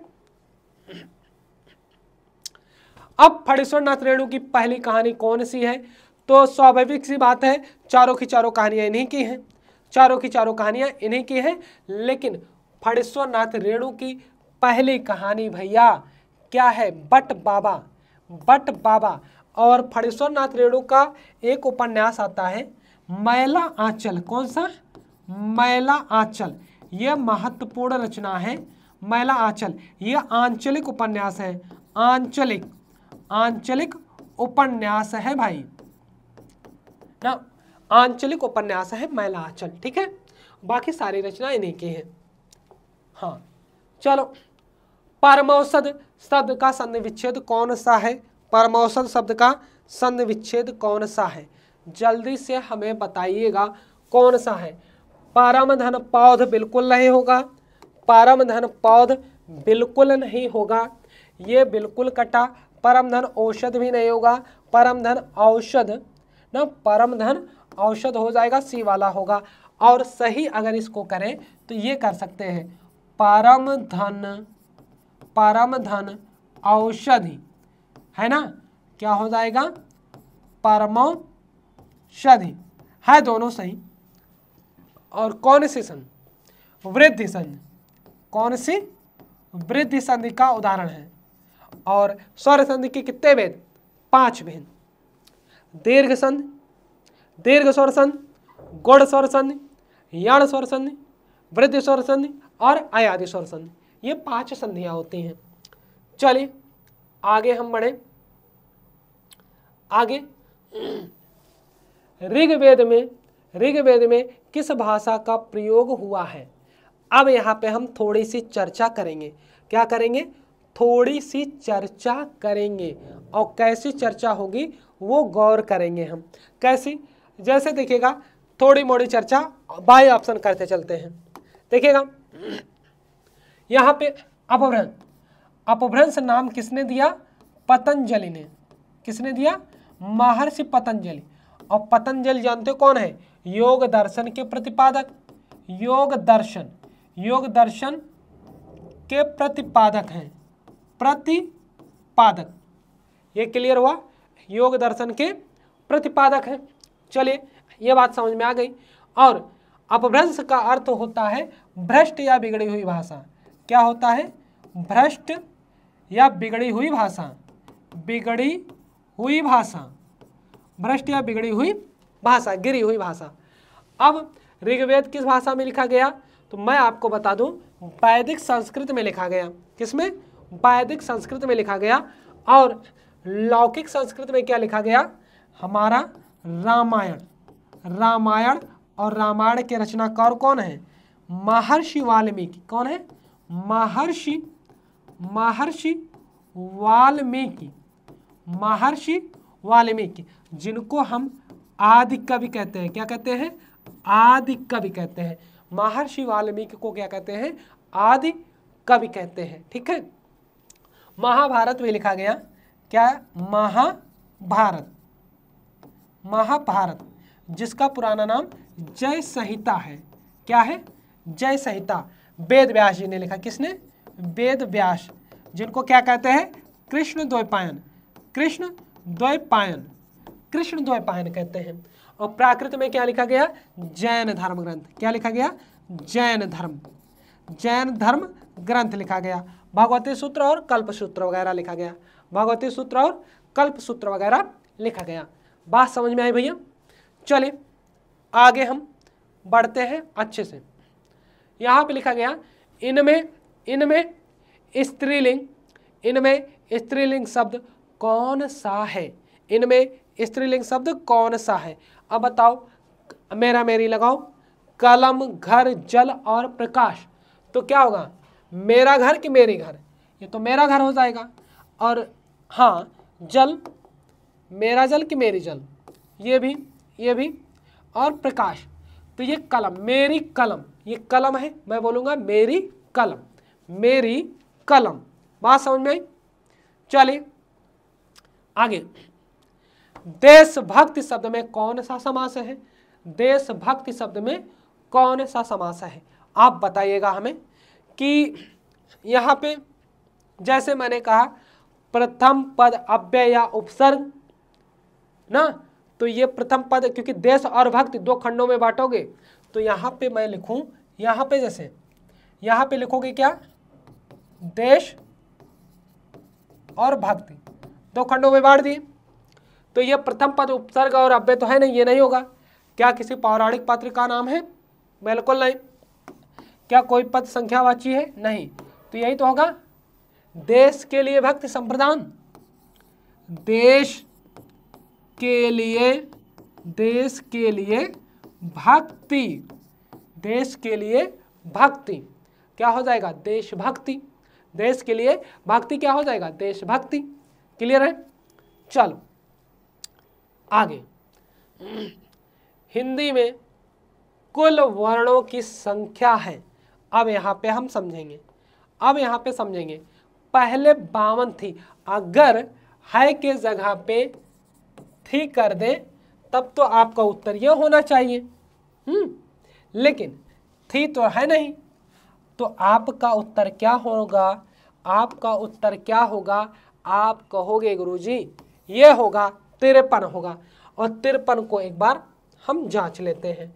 जैसे हम करेंगे, ये लिखते चलेंगे ना, है ये छोटा ऊ, बड़ा ऊ और री, उसके बाद ए, ऐ, ओ, औ, और उसके बाद अंग, आह, ये हो गया। इसके अलावा हम का, खा, गा, घा, इंग्या, चा, छा, जा, झा और या, और उसके अलावा टा, ठा, डा, ढा, णा, फिर ता, था, दा, धा, ना, फिर क्या है? पा, फा,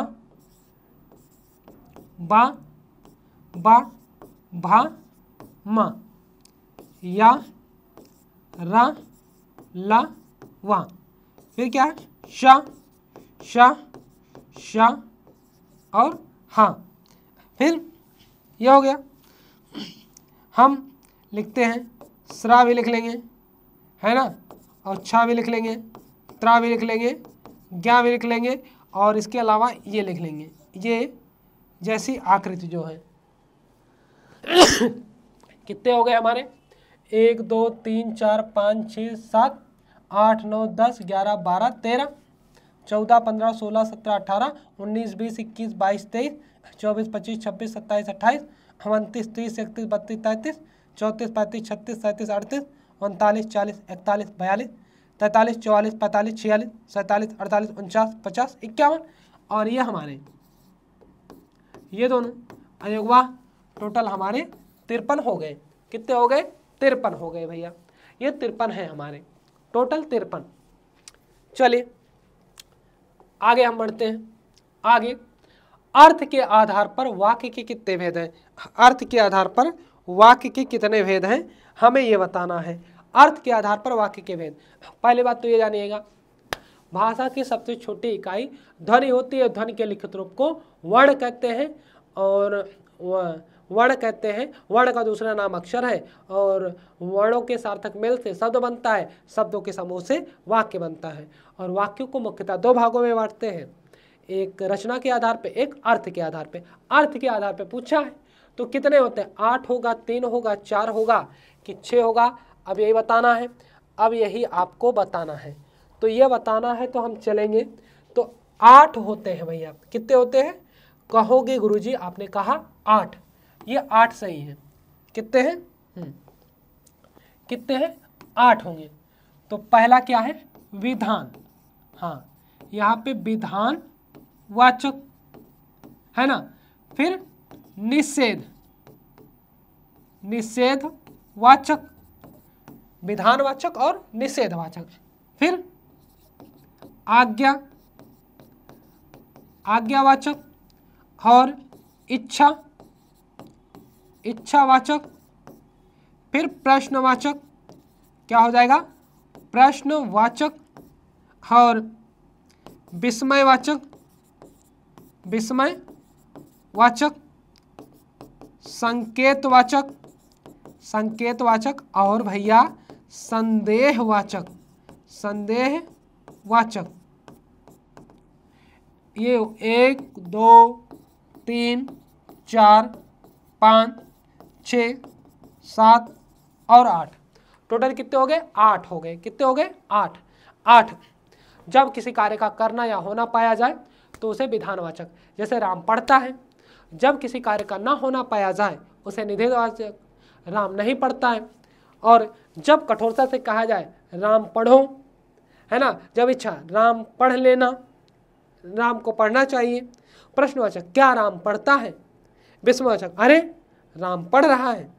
और संकेतवाचक ना, यदि राम पढ़ेगा तो सफलता मिलेगी। संदेहवाचक, शायद राम पढ़ रहा है। 8 प्रकार के वाक्य हो गए भैया।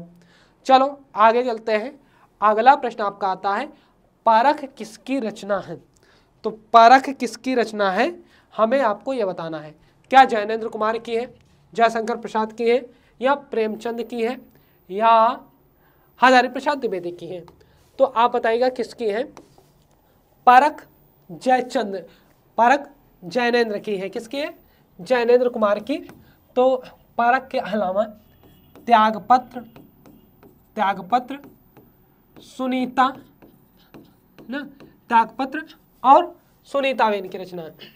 जयशंकर प्रसाद कामायनी, कामायनी, आशु, आशु, लाहर, लाहर, तितली और झरना, ध्रुव स्वामिनी, ध्रुव स्वामिनी ना, बहुत सारी रचनाएं इनकी। प्रेमचंद सेवा सदन, सेवा सदन, गबन, पंच परमेश्वर, पंच परमेश्वर, गोदान, गोदान होगा ना, ईदगाह, ईदगाह, ये सारी रचनाएं हैं। और हजारी प्रसाद द्विवेदी कुटज, कुटज और आलोक पर्व, आलोक पर्व, कुटज और आलोक पर्व, यह सारी इनकी रचनाएं हैं। तो प्यारे साथियों, आज की क्लास में इतने ही प्रश्न थे और ज़्यादा से ज़्यादा हमने रिवीजन कराने का भी प्रयास किया है और बहुत अच्छा साथ रहा आप लोगों का। फिर मिलेंगे अगले मंगलवार को और प्रश्नों की बेहतरीन श्रृंखला के साथ और बेहतरीन रिवीजन के साथ। और जाते जाते ये गुजारिश है, आप वीडियो को ज़्यादा से ज़्यादा शेयर कर दीजिएगा, क्योंकि अगली क्लास में और बढ़िया कंटेंट आप पा सको। इसी के साथ अपनी वाणी को विराम दूंगा। जय हिंद, जय भारत।